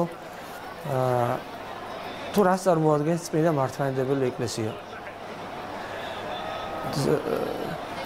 როდის და თუ არა დღეს უნდა ეს ყველაფერი ითქვას აღდგომის მომლოდინე მდგომარეობაში ვართ ჩვენ დღეს და წმინდა მართლმადიდებელი ეკლესია ეს რომ ერთადერთი ადგილია ჭეშმარიტებისა, ერთადერთი სავანია ცხონებისა, ეს დასტურდება იმით, რომ ეს ეკლესია არ ჩამოუყალიბებია ადამიანებს. ეს ეკლესია მოგცა თავად მაცხოვარმა, ისევე როგორც მან აღუთქვა თავის მოწაფეებს, რომ ისინი უნდა დალოდებოდნენ და მიიღებდნენ სულიწმიდას. რა თქმა უნდა, აღდგომიდან 50 დღეს გადმოვიდა ცეცხლის ენების სახით სულიწმიდა და იქ შეკრებილ ადამიანებს უკვე პირველი ეკლესია ეწოდათ. ასე დაარსდა წმინდა მართლმადიდებელი ეკლესია. ამ დღიდან არაფერი არ იცვლება წმინდა მართლმადიდებელი ეკლესიაში. ეკლესიის სწავლება ეს გახლავთ შეურყვნელი, მიუხედავად იმისა, ამ ეკლესიის შვილი თუ ამ ეკლესიაზე გარედან მოსაუბრე ადამიანები რას იტყვიან ან რას მოიმოქმედებენ. თქვენ ყველა მიცით, რომ უამრავი ბრძოლა გადაუტანია წმინდა მართლმადიდებელ ეკლესიას. ჯერ მარტო პირველივე საუკუნეებში 10 დიდი ბრძოლა ჰქონდა წმინდა მართლმადიდებელ ეკლესიას. და არ ყოფილა დრო, როცა თითქმის არ ყოფილა დრო, როცა დროში გავრცობილად მშვიდად და მოსვენებით ეცხოვრათ მართლმადიდებელ მორწმუნეებს.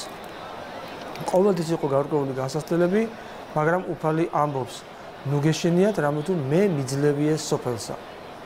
ამიტომაც მართლმადიდებელ ქრისტიანს არ ეშინია და სულტყუილად გონიათ ეკლესიის მოწინააღმდეგეებს, რომლებიც დღესაც მრავლად არიან, რომ რაიმეს დააკლებენ წმინდა მართლმადიდებელ ეკლესიას.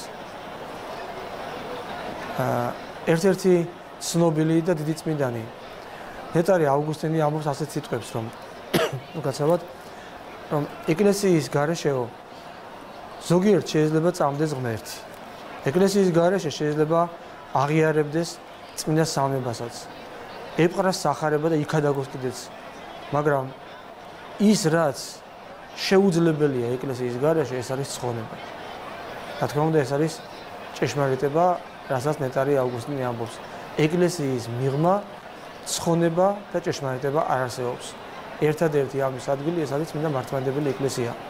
საოცარ სიტყვებს ამბობს ეკლესიაზე წმინდა იოანე ოქროპერი, უდიდესი მამა მართლმადიდებელი ეკლესიისა, რომლის ავტორობით დაწერილ შესრულებულ ლოცვებსაც ჩვენ ლოცულობთ, მისი ის წირვა, მისი შედგენილი, რომელსაც ჩვენ ვეცები და ამაღამ ღამისთვისაც სწორედ იოანე ოქროპერის წირვით შესრულდება.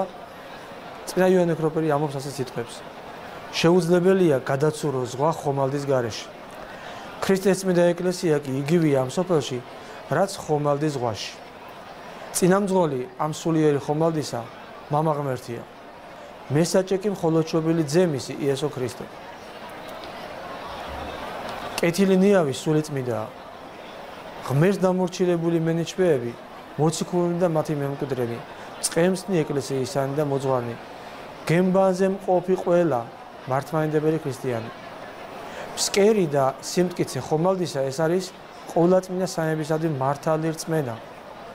მისი უკანა და წინა ნაწილები ამ გემისა აგრეთვე საჭე გამოხატავენ რწმენის ჭეშმარიტ დოგმატებს, საღვთო მცნებებს, საეკლესიო გადმოცემებს, სამოციქულო და საეკლესიო კრებათა განწესებებს.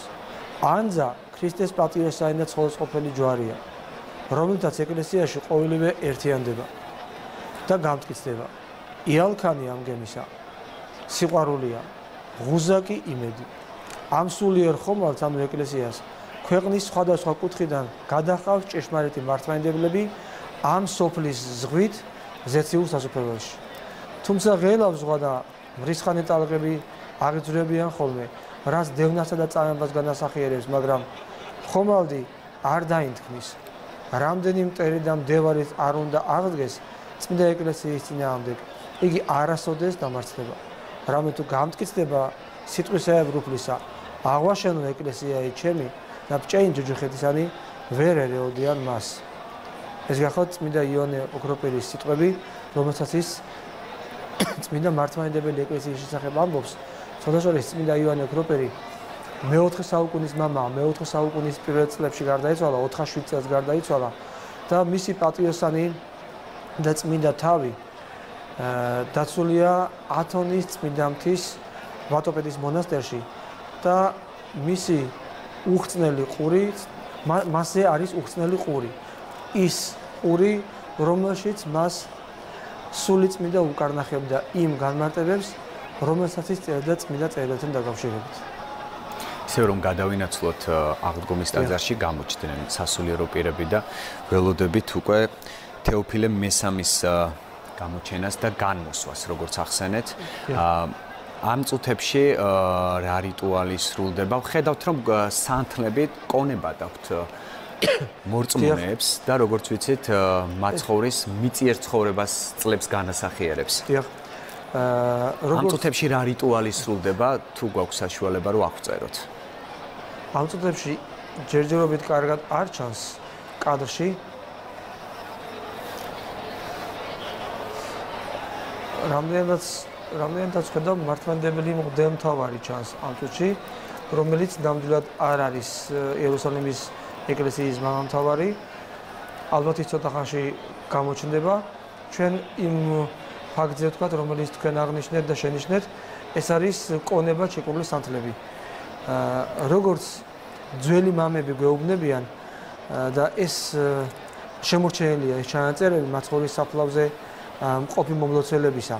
და სხვადასხვა საქმე შეიძლება ვთქვათ, რომ საქართველოს ეკლესიაში უწმინდესი პატრიარქის ილია მეორის დასაკურთხებით 2017 წელს გამოიცა წიგნი, რომელსაც ქვია წმინდა ცეცხლი. სწორედ აქ არის დაწერილი ის ჩართული ის მონათხრობები, რომელიც როგორც ქართველ, ასევე არაქართველ მომლოცველებს ეკუთვნით და რომელიც საუკუნეების განმავლობაში გროვდებოდა მაცხოვრის საფლავზე გადმოსული ცეცხლის შესახებ. აი აქ არის დაფიქსირებული ის მომენტიც, რომ დროთა განმავლობაში კონები იყო ხან 12 სანთლისგან შემდგარი, ხან 33 სანთლისგან შემდგარი. 12 ეს გახლავთ მოციქულთა რაოდენობის აღნიშნელი რიცხვი, ხოლო 33 კი გახლავთ მაცხოვრის ამქვეყნიური ცხოვრების წლები. აი ეს სიმბოლური დატვირთვა აქვს. ამ სანთლებს ანთებენ მორწმუნეები მაცხოვრის საფლავზე გადმოსული ცეცხლით. შემდგომ აკრობენ და მსოფლიოს სხვადასხვა კუთხეში მიაქვთ, როგორც უდიდესი სიწმინდე და წლის განმავლობაში, მთელი წლის განმავლობაში ამ სანთელს როგორც უდიდეს სიწმინდეს ანთებენ და ლოცვის დროს ანთებენ და ლოცულობენ მის წინაშე. ასევე მაცხოვრის საფლავის ტაძარში მუდმივად ანთია, ისე რომ მხოლოდ არავის არ გონდეს, რომ მხოლოდ სიონში ანთია მუდმივად ეს ცეცხლი, მაცხოვრის საფლავის ცეცხლი. დიდ ტაძარში არის ადგილი, მიგითითებენ იქ, საიდანაც შეიძლება მომლოცველებმა აიღონ მაცხოვრის საფლავზე გადმოსული ცეცხლი. და წლის ნებისმიერ დროს, ეხლა ჩვენ ვხედავთ უკვე კადრში მართლმადიდებელ მღვდელმონაზონია მე მგონი და იქვე მის მარცხნივ, ჩვენთან კადრში მარცხნივ ჩანს მონოფიზიტი სასულიერო პირიც. კართან გამოჩენა უკვე იმის მანიშნებელია, რომ მალე გამოჩნდებიან სხვა სასულიერო პირებიც, პროცესად გამოჩნდებიან იერარქები, ანუ მღვდელმთავრები. აი ჩვენ ალბათ კაცი უკვე ახლოს გვაჩვენებენ, ჩვენ ცოტა ხნის წინ ვთქვით, რომ კარი წინა დღეს იბეჭდება ცვილის დიდი ნაჭრით. ცვილით დაიბეჭდება და მას შემდეგ რაც გაიხსნება კულკლის კარი, ამ ცვილის ნაწილებს აგროვებენ ხოლმე მორწმუნეები და მასაც როგორც დიციწმინდეს თან წაიღებენ და ინახავენ მუდმივად, როგორც მაცხოვრის საფლავზე მყოფ ცვილის ნაწილს. მანამდე ვიდრე დაიბეჭდება ცვილით ეს კარი, ტაძრის შემოწმების პროცესი მიმდინარეობს. რა თქმა უნდა, ტაძარი ყოველთვის მოწდება შიგნით და როგორც უკვე ვთქვით, მას ამოწევენ არა მხოლოდ მართლმადიდებლები, და ვთქვით, რომ ბერძენი მართლმადიდებლების დაცვის ქვეშ არის, ასე ვთქვათ, ეს ტაძარი, ისინი უვლიან კულკლიას, არა მხოლოდ ბერძნები, მართლმადიდებლები, არამედ მუსულმანები ცდილობენ, რომ მუსულმანები ამოწმებენ ტაძარს და შემდგომ ხდება მისი დაკეტვა. მათ შორის ჩამქრალია კანდელიც, როგორც ვთქვით. მათ შორის ჩამქრალია კანდელი. თუ არ ვცდები, შესაძლებელია ახლა რაღაც კაცი კარგად ჩვენთან არ ჩანდა, შესაძლებელია ის კანდელი შეეტანათ ახლა, რომელი კანდელიც უნდა იყოს, რა თქმა უნდა, ჩამქრალი, რომელიც უნდა აინთოს იერუსალიმის პატრიარქის ლოცვის დროს ზესიდან გარდამოსული ცეცხლით. აი იმ კანდელთან ხდება შემდგომ სამართლების ანთება. სხვადასხვის იერუსალიმის დღევანდელი პატრიარქი თეოფილე მესამე უკვე საკმაო ხანია რაც მართავს იერუსალიმის ეკლესიას და ერთ-ერთ წელს ბოლო წლებიდან მან მისცა ინტერვიუ ჟურნალისტებს, სადაც ის პასუხობს იმ კითხვებზე, რომელი კითხვებიც უკავშირდება მაცხოვრის საფლავზე გარდამოსულ ცეცხლს. და ერთ-ერთი კითხვა უკავშირდება იმ ეჭვებს, რომელსაც ზოგიერთი გამოთქვამენ ხოლმე. ამ ზოგიერთთაგან ერთ-ერთნი არიან ლათინო პაპისტებიც, რომლებიც მე-9 საუკუნიდან აღარ აღიარებენ მაცხოვრის საფლავზე გადმოსულ ცეცხლს. რა თქმა უნდა, ამით მაცხოვრის საფლავს და მასზე გადმოსულ ცეცხლს არაფერი აკლდება, რა თქმა უნდა, მაგრამ არ აღიარებენ და არიან ზოგიერთნი, მათ შორის საქართველოშიც გამოჩნდებიან ხოლმე ადამიანები ინტერნეტ სივრცეში გმოძღრავენ, რომ ამ ცეცხლს არ უნდა ვენდოთ და ასე შემდეგ, იქნეს შეაქვს ასანთი თუ სანთებელა და ასე შემდეგ. ეჭვქვეს აყენებენ ცეცხლის ნამდვილობას. აყენებენ ავთენტურობას ამ ცეცხლისას და ამ ეჭვზე ამბობს თეოფილე მესამე, რომ ამ კითხვაზე მხოლოდ მეღიმებაო. და კითხვაზე რომ თქვენ რაც განიცდით, როდესაც იქ შევძანდებითო, არის რაღაც, რაც სიტყვებით არ გამოითქმისო, ამბობს თეოფილე მესამე. იმდენად დიდია და ამაღელებელი შეგრძნება მაცხოვრის საფლავზე, არა მხოლოდ იმ წუთებში, ნებისმიერ დროს, როცა იქ არ უნდა მიბრძანდეთ, რა თქმა უნდა, დიდი სულიერი აქტოვანების და თუნდაც ემოციის გარეშე თქვენი ვერ მიბრძანდებით და ვერ წამობრძანდებით და მით უმეტეს აღდგომის დღეს, როდესაც უშუალო შეხება უნდა გქონდეს მამამთავარს სული წმიდისგან მომავალ მოვლენასთან, მაცხოვრის საფლავზე ზეციდან გადმოსულ ცეცხლთან, ხომ წარმოგიდგენიათ, რამხელა სულიერი აღმაფრენაა მაშინ. თქვენ ახსენეთ, რომ მორწმუნეთა ნაწილი ცეცხლის ნამდვილობას ეჭვქვეშ აყენებს. როგორ მე ასე არ მითხრათ ბუდიზმით. ადამიანთა ნაწილი და ეს მორწმუნეთა ნაწილშია ესეთი მიდგომა ცეცხლთან დაკავშირებით. ადამიანებს წმენის ნაკლებობა თუ რა შეიძლება უკავშირდება. ადამიანებს წმენის მომეტებული დეფიციტი და სიამაყის მომეტებული დოზა სხვა ფიქრის საშუალებას არ მისცემს. ეჭვები ადამიანს შეიძლება გაუჩინოს ეშმაკმა ნებისმიერი სიწმინდესთან მიმართებაში. არა მხოლოდ მაცხოვრის საფლავზე გადმოსულ ცეცხლთან. მაგრამ ეშმაკიდან წამოსულ ამ ეჭვს თუ წინ აღუდგება რწმენა, მაშინ რა თქმა უნდა, ეშმაკი ვერაფერს ვერ მიაღწევს. მაგრამ როდესაც ადამიანი არის ამაყი და როდესაც ადამიანს უნდა რომ საკუთარი გონებით განჭვრიტოს, ან რაღაც ფილოსოფიური წიაღისვლებით მივიდეს იქამდე თუ რა მოვლენასთან გვაქვს საქმე, ვერასოდეს ვერ მივა. მე ცოტა ხნის წინ ჩვენ ვახსენეთ ერთ-ერთი უდიდეს წმინდანი, რომელიც ეკლესიის შესახებ საოცარ სიტყვებს ამბობს, ეს გახლავთ ნეტარი ავგუსტინე. ნეტარი ავგუსტინე აი ამ საკუთარი გონებით განმარტებასთან დაკავშირებით ერთ საკუთარ გამოცხადებას გვაცნობს. მე გეტყვით იმას, რომ ნეტარი ავგუსტინე თავიდან არ გახდათ მართლმადიდებელი ქრისტიანი არ გახდათ, ის პოლითეიზმის მაღიარებელი იყო, მრავალღმერთიანობას აღიარებდა და მისი დედა მუდმივად ლოცულობდა, ტიროდა იმისათვის, რომ მისი შვილი მოქცეულიყო ქრისტიანობაზე და მართლაც შემდგომში ჯერ ის მონისტი გახდა, ანუ ერთ ღმერთიანობამდე მივიდა, თუმცა ეს ერთი ღმერთი ქრისტია არ იყო და ქრისტიანობა ვერ აღიარა თავიდან, ანუ საკმაოდ მძიმე გზა გაიარა, ვიდრე ქრისტიანობამდე მოვიდა და შემდგომ რა თქმა უნდა ის ქრისტიანი გახდა, დღეს უკვე ის წმინდანად შერაცხულია, წმინდანია და ასეთ მოვლენას ყვება, რომ მას ქონდა გამოცხადება, რომ იყო ზღვის პირზე და გაკეთებული ქონდა გვირაბი მსგავსი ბავშვების მიერ ზღვის პირზე ქვიშით გაკეთებული გვირაბისა. ვიღებდიო წყალს ზღვიდან პეშვით და ვასხავდი ამ გვირაბშიო. და რამდენიც არ ვეცადე, ვერ ამოუწურე ზღვის წყალიო. აი მაშინ გამოვხიზდი და მივხვდი, უფალმა რატომ დაუშვა ჩემზეთ ასეთი გამოცხადებაო. ეს ის პერიოდი იყო, როდესაც მე ვფიქრობდი, ჩემი გონებით გადამეწყვეტა, ჩემი გონებით მივსულიყავი ახსნამდე, თუ როგორ არის ყოვლადწმინდა სამება თან სამი და თან ერთი. როგორ არის სამპიროვანი ღმერთი, ერთი ღმერთი და ამით უფალმა მანიშნაო, რომ შენი გონება ეს არის აი ის ორმო, რომელიც ქვიშით გააკეთე. ეს არის ქმნილება და სიმბოლურად ის უდიდესი ზღვა კი არის ღმერთი და შენს გონებაში ეს ზღვა არ ჩავაო, შენს გონებაში ეს ღმერთი ბოლომდე არ ჩავა ასეთი სახით, როგორც შენ გინდა. ყველაფერი ლოგიკას არ ექვემდებარება. როგორ გინდა ჩვენ გავიგოთ, რომ ყოვლადწმინდა ღვთისმშობელი შობამდე იყო ქალწული, შობისას იყო ქალწული და შობის შემდეგ დარჩა ქალწულად. სადაცა უნდეს ღმერთსა, იძლევის წესი ბუნებათა. გვეუბნება წმინდა ეკლესია. ბუნების წესია, რომ შობის შემდეგ ქალწული ქალწულად აღარ რჩება. ხომ? მაგრამ სადაც უნდა ღმერთს, იქ ბუნების წესიც კი იძლევა. აი ბუნების წესის დარღვევის შემსწრენი ვარ ჩვენ დღეს, რომ ცეცხლი უნდა გადმოვიდეს ის ცეცხლი, რომელიც არაბუნებრივი ცეცხლია. ჩვენ გვესმის შეძახილი და თუ არ ვცდები კადრში უკვე ეხლა უკვე გამოჩნდა თეოფილე მესამე, ნამდვილად გახლავთ იერუსალიმის ეკლესიის მამამთავარი.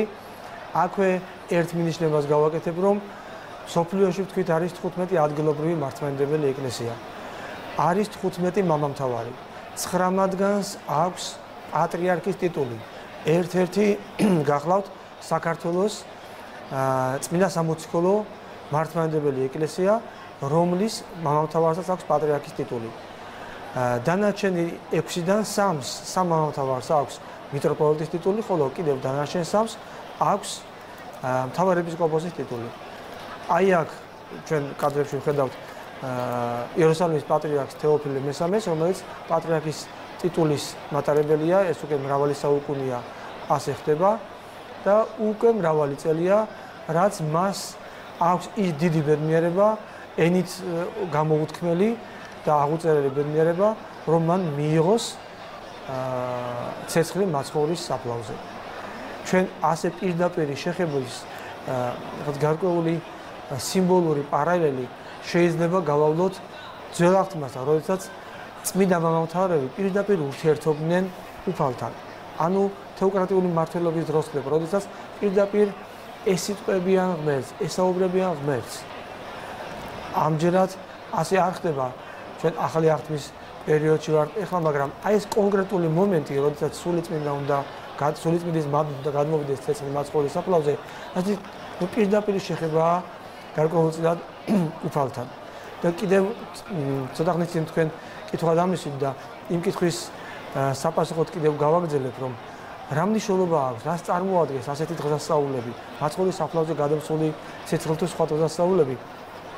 ერთ-ერთი რაში ჩვენ წმუნდებით და ნამდვილებით, ეს არის რომ რა ჩვენ ვთქვით, რომ ჩვენი რწმენა მართალია. მართლმადიდებელი სარწმუნოება არის მაცხოვნებელი სარწმუნოება. მართლმადიდებელი ეკლესია გახავთ ერთადერთი მაცხოვნებელი ეკლესია და რაც შეეხება ამ კონკრეტულ დღესასწაულს, ისევე როგორც რამდენიმეს, რომელზეც ქვემოთ გეტყვით, გვიდასწორებს ჩვენ იმას, რომ მართლმადიდებელი ეკლესიის მიერ დაცული და პრაქტიკაში გამოყენებული ძველ სტილად წოდებული იულიუსის კალენდარი, ეს არის სწორედ მორგებული კალენდარი საღვთისმსახურო პრაქტიკაში.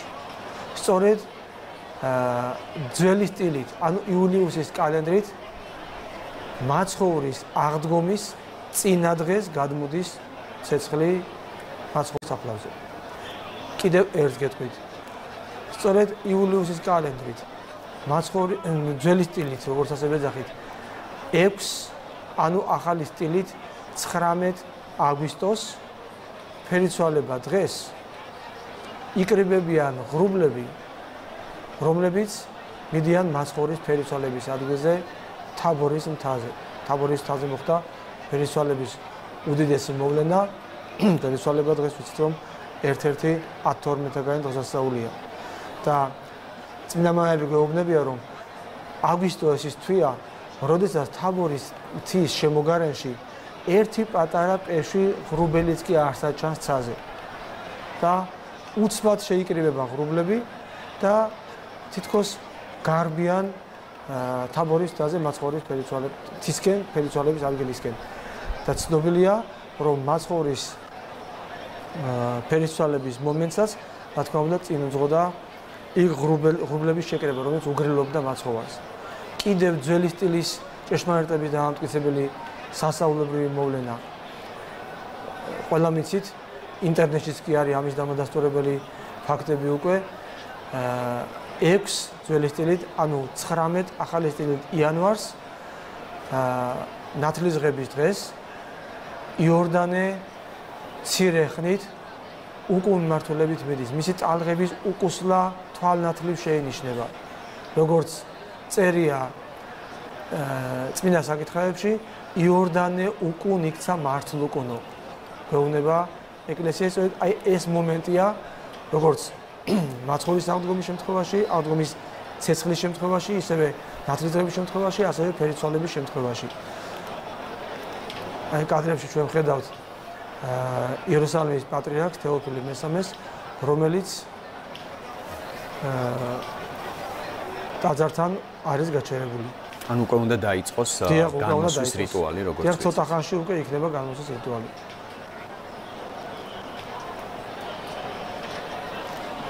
ვიდრე რიტუალი დაიწყება, თქვენ ახსენეთ დიდი შაბათი და დამეთანხმებით, რომ ერთ-ერთი მნიშვნელოვანი დღეა მორწმუნეებისთვის ეს დღე, იმიტომ რომ უკვე მას მოსდევს შემდეგ აღდგომის ბრწყინვალე დღესასწაული. რო ვისაუბროთ ასევე დიდ შაბათზე და მის მნიშვნელობაზე მორწმუნეებისთვის. დიახ. თუ უფლებას მომცემთ, ორი სიტყვით სულ ორ შაბათიდან დაწყებული ყველა დღეზე რომ ვთქვათ, რას წარმოადგენს, რას აღნიშნავს ჩვენ მართლმადიდებელი ქრისტიანები ვნების შვიდეულში. თავიდანვე უნდა ვთქვათ ის, რომ დიდი 42, როგორც წმინდა ეკლესია უწოდებს, აღდგომის წინარე მარხვას, ანუ დიდ მარხვას, მთავრდება ბზობის დღით. მაცხოვრის იერუსალიმში დიდების შესვლის დღით. ხოლო შემდგომი ერთი კვირის განმავლობაში, ანუ ვნების შვიდეულის ყოველ დღეს, მორწმუნე ადამიანები, ზოგადად ვთქვათ, მართლმადიდებელი ეკლესია აღნიშნავს იესო ქრისტეს ამქვეყნიური ცხოვრების ყოველ დღეს.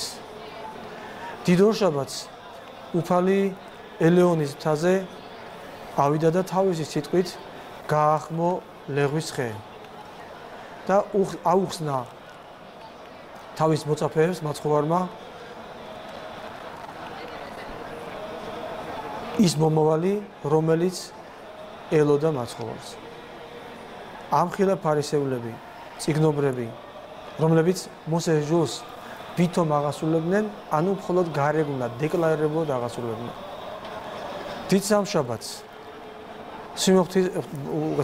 სიმონ კეთროვნის სახლში მირონს ცხებს ფეხებზე იესო ქრისტეს დედაკაცი.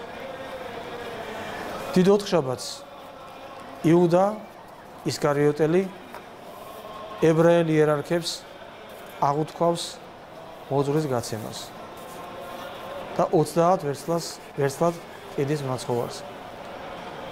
დიდ ხუთშაბათს უფალი აწყობს საიდუმლო სერობას.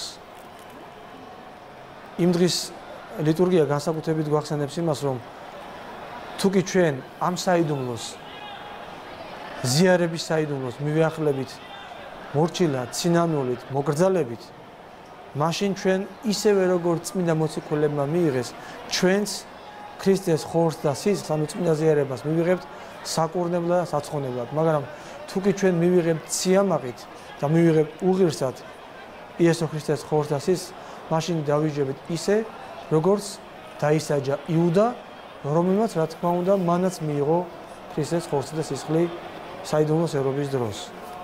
რაც შეეხება დიდ პარასკევს. დიდ პარასკევს ჩვენ უკვე ვისაუბრეთ ცირეოდენი დიდი პარასკევის შესახებ. პილატეს სამჟავროს შესახებ ვისაუბრეთ და მაცხოვრის ჯვარცმის შესახებ ვისაუბრეთ და ჯვარცის სიკვდილის შესახებ.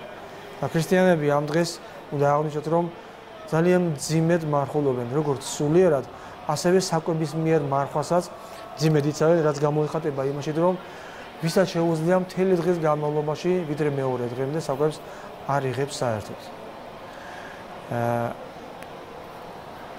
რაც შეეხება დიდ შაბათს.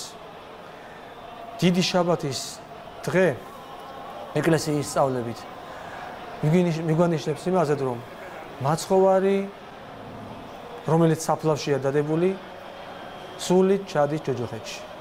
ჩადის რა ჯოჯოხეთში, იქ უკადაგებს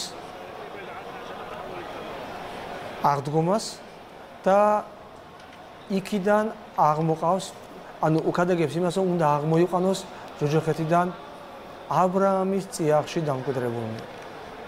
თქვენ იცით, რომ ძველი აღთქმის პერიოდში ყველა ის ადამიანი, რომელიც ცხოვრობდა მართალი ცხოვრობით, ანუ რჯულიერი ცხოვრობით, თუ არ ცხოვრობდა რჯულიერი ცხოვრობით, ამ ქვეყნიდან გასვლის შემდეგ ხვდებოდა მაინც ჯოჯოხეთში იმდენად, რამდენადაც ადამისა და ევას ცოდის გამო, რომლებიც 60-დან გამოაძევა უფალმა, დაახშული იყო 60-ის კარი. ამიტომაც ყველა ადამიანი ხვდებოდა ჯოჯოხეთში. მაგრამ ის ადამიანი, რომლებიც მართალი ცხოვრებით ცხოვრობდნენ, აბრაამის წიაღად წოდებულ მდგომარეობაში იყვნენ.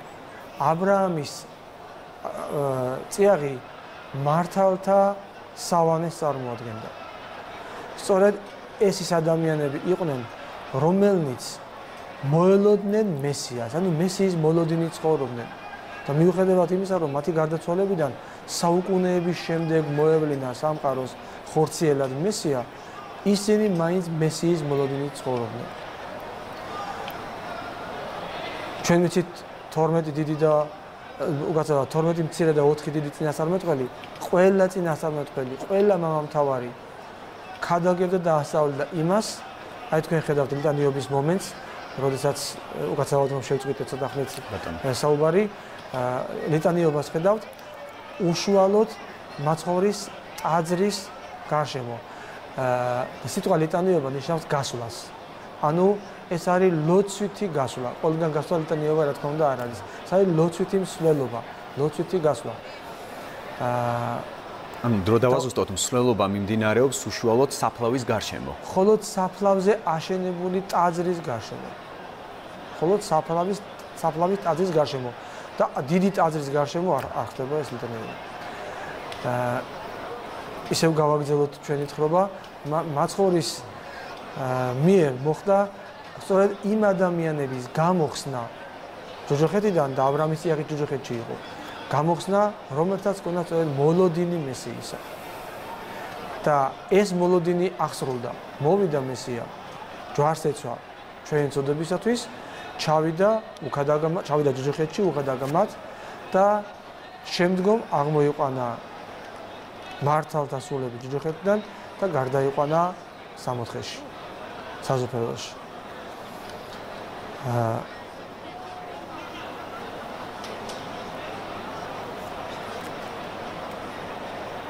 როგორც ჩვენ ცოტა ხანი შევჩერდი, როგორც ჩვენ ხმა არ გვესმის, ამ დროს იგალოვება საგალობლები. და როგორც ჩანს, კარგად არის მის ხმა, ხოლმე ამის გამო ვერ ვიგებთ. ხალხმრავლობის გამო ვერ ვიგებთ. თუმცა გასაკვირიც არ არის, იმდენი ხალხია, რომ თითქმის უჭირს იერუსალიმის პატრიარქს გადაადგილებაც კი. მიუხედავად იმისა, რომ ამდენი თანხმოვანი პირია იქ, ამდენი დაცვის წარმომადგენელია და ამ მსვლელობას იცავს სახელმწიფო პოლიციაც. თქვენ ხედავთ მათ შესაბამის ტანის სამოსში გამოწყობილებს, რომლებიც იქ დაცვას ახორციელებენ. რაც თქვენ იკითხეთ დიდ შაბათთან, დიდ პარასკევთან დაკავშირებით, კიდევ ერთი რამ მინდოდა მე თქვა, ვიდრე შეჩედებიან უშუალოდ შესასვლელი კარის წინ, მე უკვე დაიწყება პატრიარქის განოსის პროცესი. დიდ შაბათს, რა თქმა უნდა, წინ უძღოდა დიდი პარასკევი. ეს არის ყველაზე მძიმე დღე, როგორც უკვე ჩვენ ვთქვით, მთელი წლის განმავლობაში. და არა მხოლოდ ერთი წლის, უკვე ცირეოდენად ხმაც ისმის, არ ვიცი ჩვენს მაყურებლებს ესვით თუ არა, გალობის ხმა უკვე აშკარად ისმის, ჩვენთან ისმის ყველა შემთხვევაში. არა მხოლოდ ერთი წლის განმავლობაშია დიდი პარასკევი უმძიმესი დღე, არამედ დიდი პარასკევი გახლავთ კაცობრიობის ისტორიაში უმძიმესი დღე. ჩვენ ვახსენეთ ერთ-ერთი უდიდესი წმინდანის სახელი, ეს გახლავთ წმინდა იუსტინე პოპოვიჩი, რომელიც უდიდესი წმინდანი, უდიდესი მოაზროვნე სხვათა შორის და უდიდესი ღვთისმეტყველი გახდათ და მაშინ ვთქვი, რომ თითქმის ჩვენი თანამედროვე წმინდანია 1980-იან წლებში გარდაიცვალა წმინდა იუსტინე პოპოვიჩი და მისი საოცარი სიტყვებია ცნობილი ვნების პარასკევთან, ანუ დიდ პარასკევთან დაკავშირებით.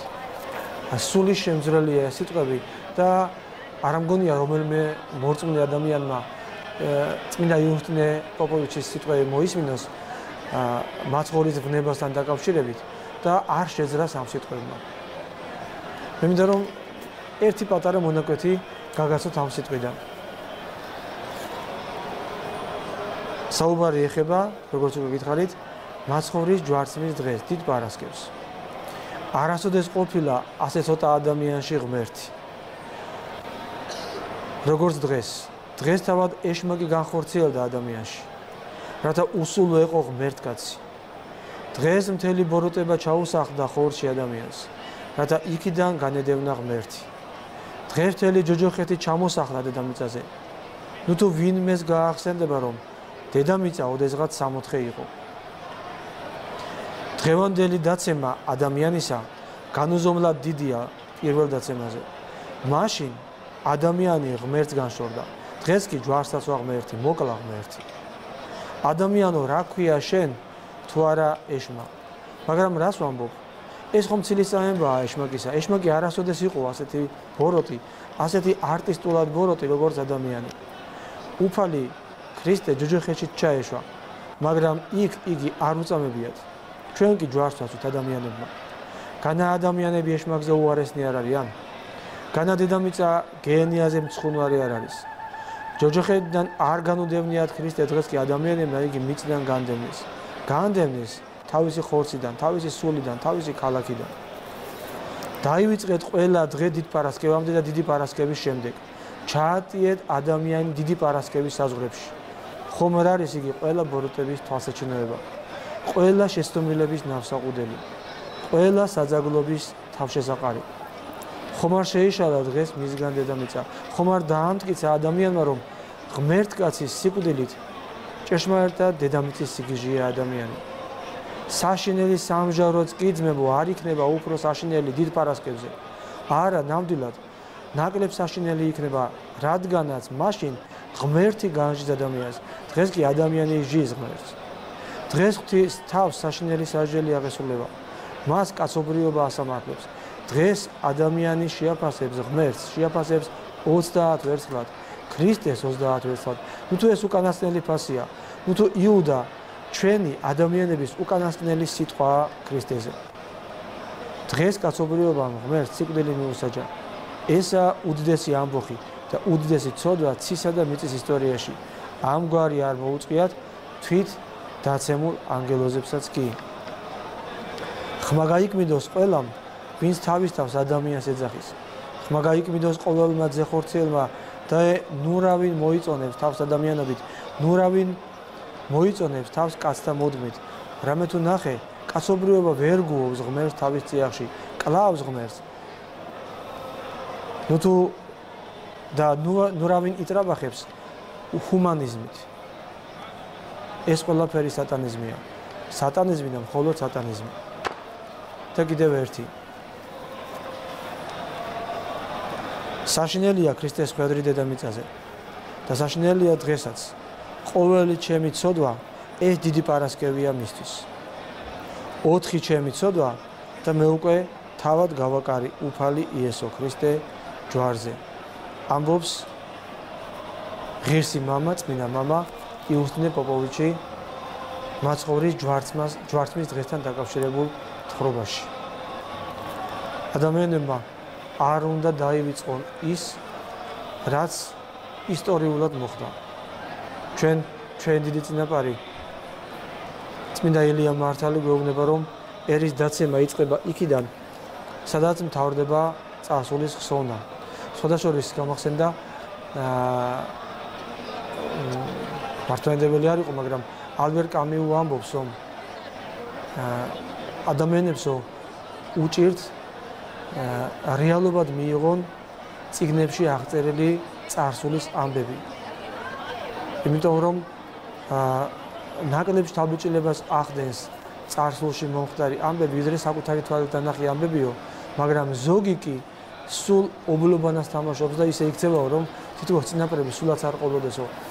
რატომ მოვიტანეთ ეს ასე თქვა ციტატები ჩვენი წინაპრები, რომლებმაც ჩვენ დღევანდელ დღემდე მოგვიყვანეს, ეს წინაპრები იდგნენ იმ ჭეშმარიტებაზე, რომელიც ჭეშმარიტების ხმაც დღესაც და საუკუნეების განმავლობაში მაცხოვრის საფლავზე გაისმის არაბი მართლმადიდებლების ვაგეებიდან, რომ ჩვენი რწმენა მართალია. არ არის სხვა სარწმუნოება გარდა მართლმადიდებელი სარწმუნოებისა.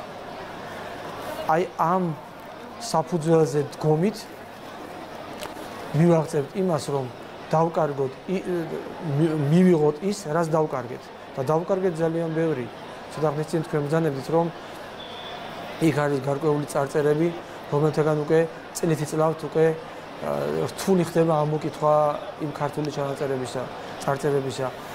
ის კი არა, ფრესკაც კი შოთა რუსთაველის ფრესკაზეა საუბარი, თქვენ იცით რომ მთლიანად განადგურების პირზე იყო, მე მომიწია ამ ფრესკის რამოდენიმეჯერ ნახვა და რა თქმა უნდა ეს ის აღარ არის როგორც ჩანს, რაც იყო და რაც გვინდა რომ იყოს და იმ ხარისხით აღდგენა რა თქმა უნდა შეუძლებელია.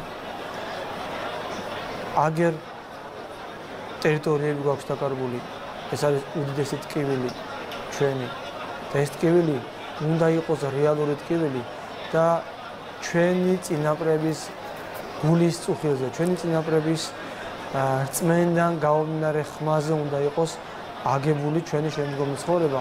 აი ასეთ შემთხვევაში უფალი ისევე დაგვიბრუნებს ჩვენ იმას, რაც დავკარგეთ, როგორადაც უბრუნებდა ხოლმე და არაერთხელ თავის რჩეულ ერს, ებრაელ ერს, იმ დანაკარგს, რომელიც არაერთხელ განუცდიათ ებრაელებს. არაერთი შემთხვევა ყოფილა, რომ უდანაკარგოდ დაიბრუნეს ებრაელებმა, ადამიანური რესურსის უდანაკარგობაზე ვსაუბრობ, დაუბრუნებიათ ებრაელებს ის დაკარგული თუნდაც ტერიტორიები, ან პირიქით გადასულან იერიშზე იმ ქალაქების წინააღმდეგ, რომელი ქალაქების მათ მფლობელობაში გადასვლაც თავის დროზე აღუთქვა უფალმა. აი თქვენ ისევ კადრებში ხედავთ იერუსალიმის პატრიარქის მსვლელობას, რომელიც გააქტიურდა და მასთან ერთად არიან, რა თქმა უნდა, მართლმადიდებელი სასულიერო პირები,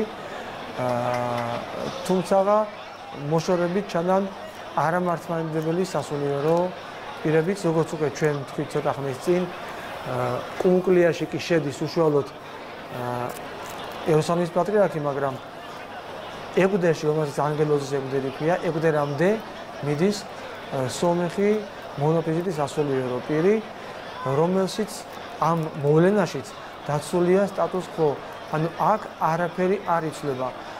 როგორადაც ჩვენ იქ ყოფნის დროს აგვიხსნეს, რაიმეს მცირეოდენად დარღვევაც კი იწევს საკმაოდ დიდ შეხლა-შემოხლას მაცხოვრის საფლავის ტაძარში. იმდენად, რამდენადაც იქ კიდევ ერთხელ ვიმეორებ, საკმაოდ მრავალფეროვნებაა რელიგიურ დონეზე. თქვენ დაინახეთ, თუ როგორ დაიწყო განმოსვა იერუსალიმის პატრიარქისა, მას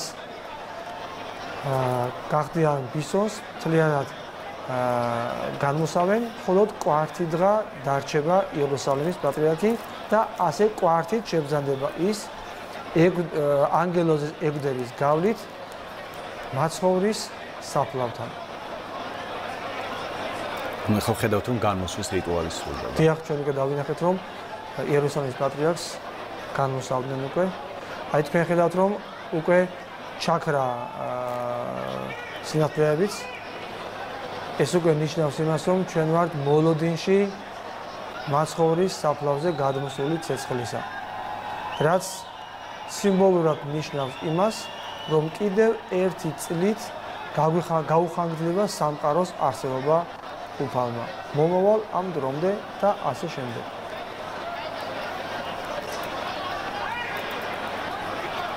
სულ რამოდენიმე წუთი გრძელდება ხოლმე იერუსალიმის პატრიარქის ლოცვა მაცხოვრის საფლავთან და მოუთმენად ელიან მორწმუნეები ამ წუთს.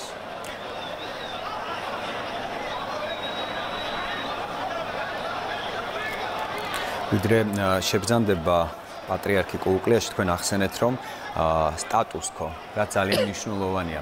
იქნებ განმარტოთ და მცირე კომენტარი გავაკეთოთ სტატუს-კოსთან დაკავშირებით. უკვე როგორც ხედავთ, შესული უნდა იყოს, მაგრამ შეიძლება ჩვენ კიდევ მოვასწროთ. მოვასწრებთ, ვიდრე გამოგრძანდება პატრიარქი.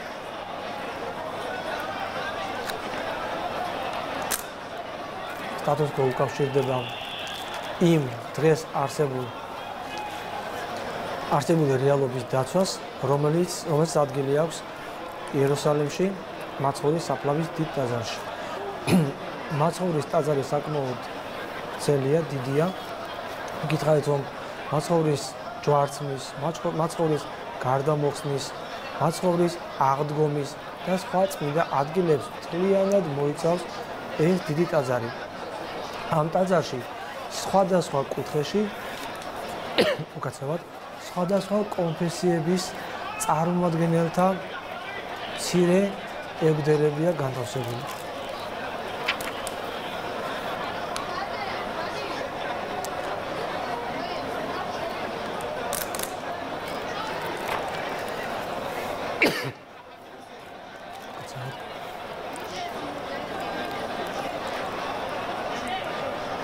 ყველა მათგანი იცავს მის მიერ დაკავებულ ტერიტორიის ხელშეუხებლობას, რამე თუ ყველა მათგანისათვის საკმაოდ მნიშვნელოვანია მაცხოვრის საფლავის ტაძარზე კონდეთ თავის წარმომადგენლობა.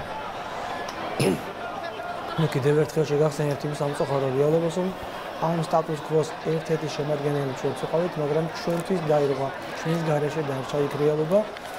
ქართველებს ჰქონდათ თავისი კუთხე იერუსალიმის დიდ ტაძარში, მაცხოვრის საფლავზე, მაგრამ დღესდღეობით ჩვენ სამწუხაროდ აღარ გვაქვს.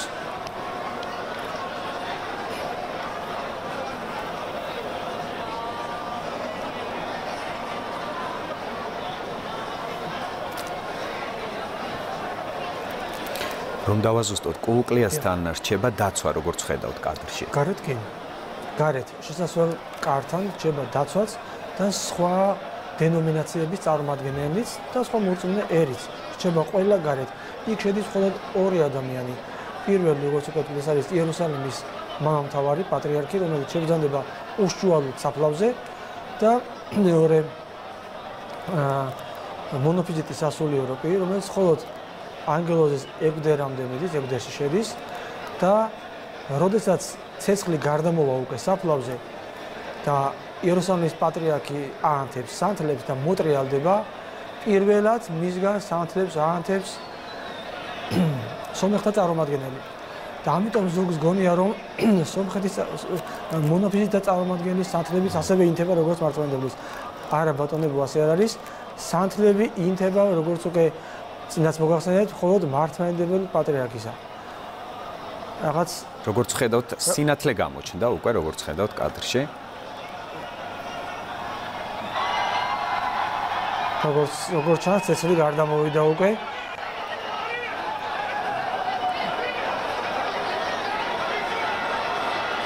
აი, ეს ის მომენტია, როდესაც უკვე უნდა იერუსალიმის პატრიარქისგან უნდა აანთოს უკვე აი უკვე ცეცხლის გამოშთა, ქრისტე აღდგა. ყველას გილოცავთ. ეს უკვე იმას ნიშნავს, რომ ჩვენ შეგვიძლია ერთმანეთს ასეც მივილოცოთ, ქრისტე აღდგა და ტრადიციულად, როდესაც მე მაქვს ხოლმე შეხება ასე საჯარო სივრცეში ამ მოვლენასთან, უპირველეს ყოვლისა, ჩვენ აქედან მივილოცოთ ჩვენს პატრიარქს, საქართველოს კათოლიკოს პატრიარქს ილია მეორეს, რომელიც ასევე მოუთმენად ელოდა ამ მოვლენის აი ასე გაგრძელებას. თქვენ ხედავთ ახლა კადრში თეოფილე მესამეს იერუსალიმის პატრიარქს, რომელიც გამომბრძანდა წელს გადმოსული ცეცხლით. 2019 წელს უკვე ცეცხლი გადმოსულია მაცხოვრის საფლავზე. ასევე ყველა სასულიერო პირს მორწმუნე ერს გილოცავთ მაცხოვრის საფლავზე ცეცხლის გადმოსვლას. ეს არის უმნიშვნელოვანესი მოვლენა მთელ სამყაროში. ნიშანი იმისა, რომ ჩვენი რწმენა მართალია. აი თქვენ ხედავთ, სხვა სარწმუნოების მიმდევრებით ამ ცეცხლით მიდიან, მაგრამ როგორც უკვე ვთქვით, ეს დაადასტურა წლებმა და ამას წლებიც არ ჭირდებოდა, უფალი თავად გეუბნება, რომ ერთადერთი ჭეშმარიტება ეს არის იმ მართალ ეკლესიაში, რომელიც მან თავად შექმნა. აი მთელი ტაძარი უკვე მოიცა, ხედავთ, სულ ალბათ 1 წუთიც არ გასულა და მთელ ტაძარში უკვე არის ცეცხლი, რომელიც თუ გაჩვენეთ წელს კადრებში არის, სხვა წლებში ხდებოდა ხოლმე, რომ სახეზე იტარებენ, ხელებზე იტარებენ ამ ცეცხლს და როგორც გასულ საუკუნეებში არსებულ ჩანაწერში ჩვენ ხვდებით, ხელპირს ვიბანდით ამ ცეცხლითო იქ ნახავთ ასეთ ჩანაწერებს, აი ესე სახეზე იტარებენ ამ ცეცხლს. დიდება და მადლობა ღმერთს აი ამ კიდევ ერთხელ აღსრულებული სასწაულისათვის და მე ვმადლობ ტელეიმედს, რომელსაც საშუალება მოგცა იმისა, რომ ჩვენ განვახორციელებინა პირდაპირ ჩართვაც ამ წმინდა ადგილიდან და ქართულ ენაზე მორწმუნეებს მიიღოთ ის გარკვეული ინფორმაცია, რომელიც უკავშირდება როგორც ნებისმიერ ასევე მაცხოვრის საფლავზე გადმოსულ წმინდა ცეცხლს. დიდი მადლობა თქვენ და მადლობა ღმერთს დღევანდელი დღისთვის. ქრისტე აღსდგა. ჭეშმარიტად გილოცავთ თქვენს და ყველა მორწმუნეს დღევანდელ დღეს ცეცხლის გადმოსვლას მაცხოვრის საფლავზე. ამინ, დიდება და მადლობა ღმერთს.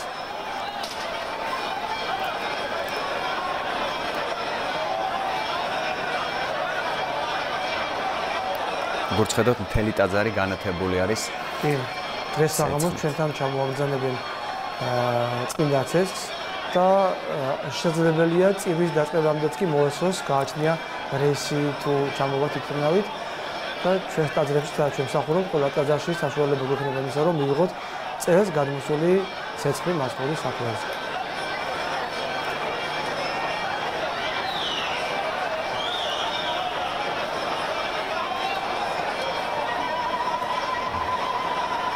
მადლობა კიდევ ერთხელ გადაცემაში სტუმრობისთვის. მე ქრონიკის მაყურებელს ვეტყვი, რომ ეს იყო სპეციალური გამოშვება და ჩვენი სტუმარი იყო სიონის საკათედრო ტაძრის მღვდელმთავარი მღვდელმსახური დეკანოზი დავით ლასურაშვილი.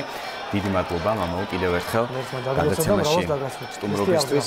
ჭეშმარიტად თქვენც ასევე. თქვენ პირდაპირ ეთერში საშუალება გქონდათ გეყურებინათ ცეცხლის გადმოსვლის რიტუალს აღდგომის ტაძარში უშუალოდ მაცხოვრის საფლავზე.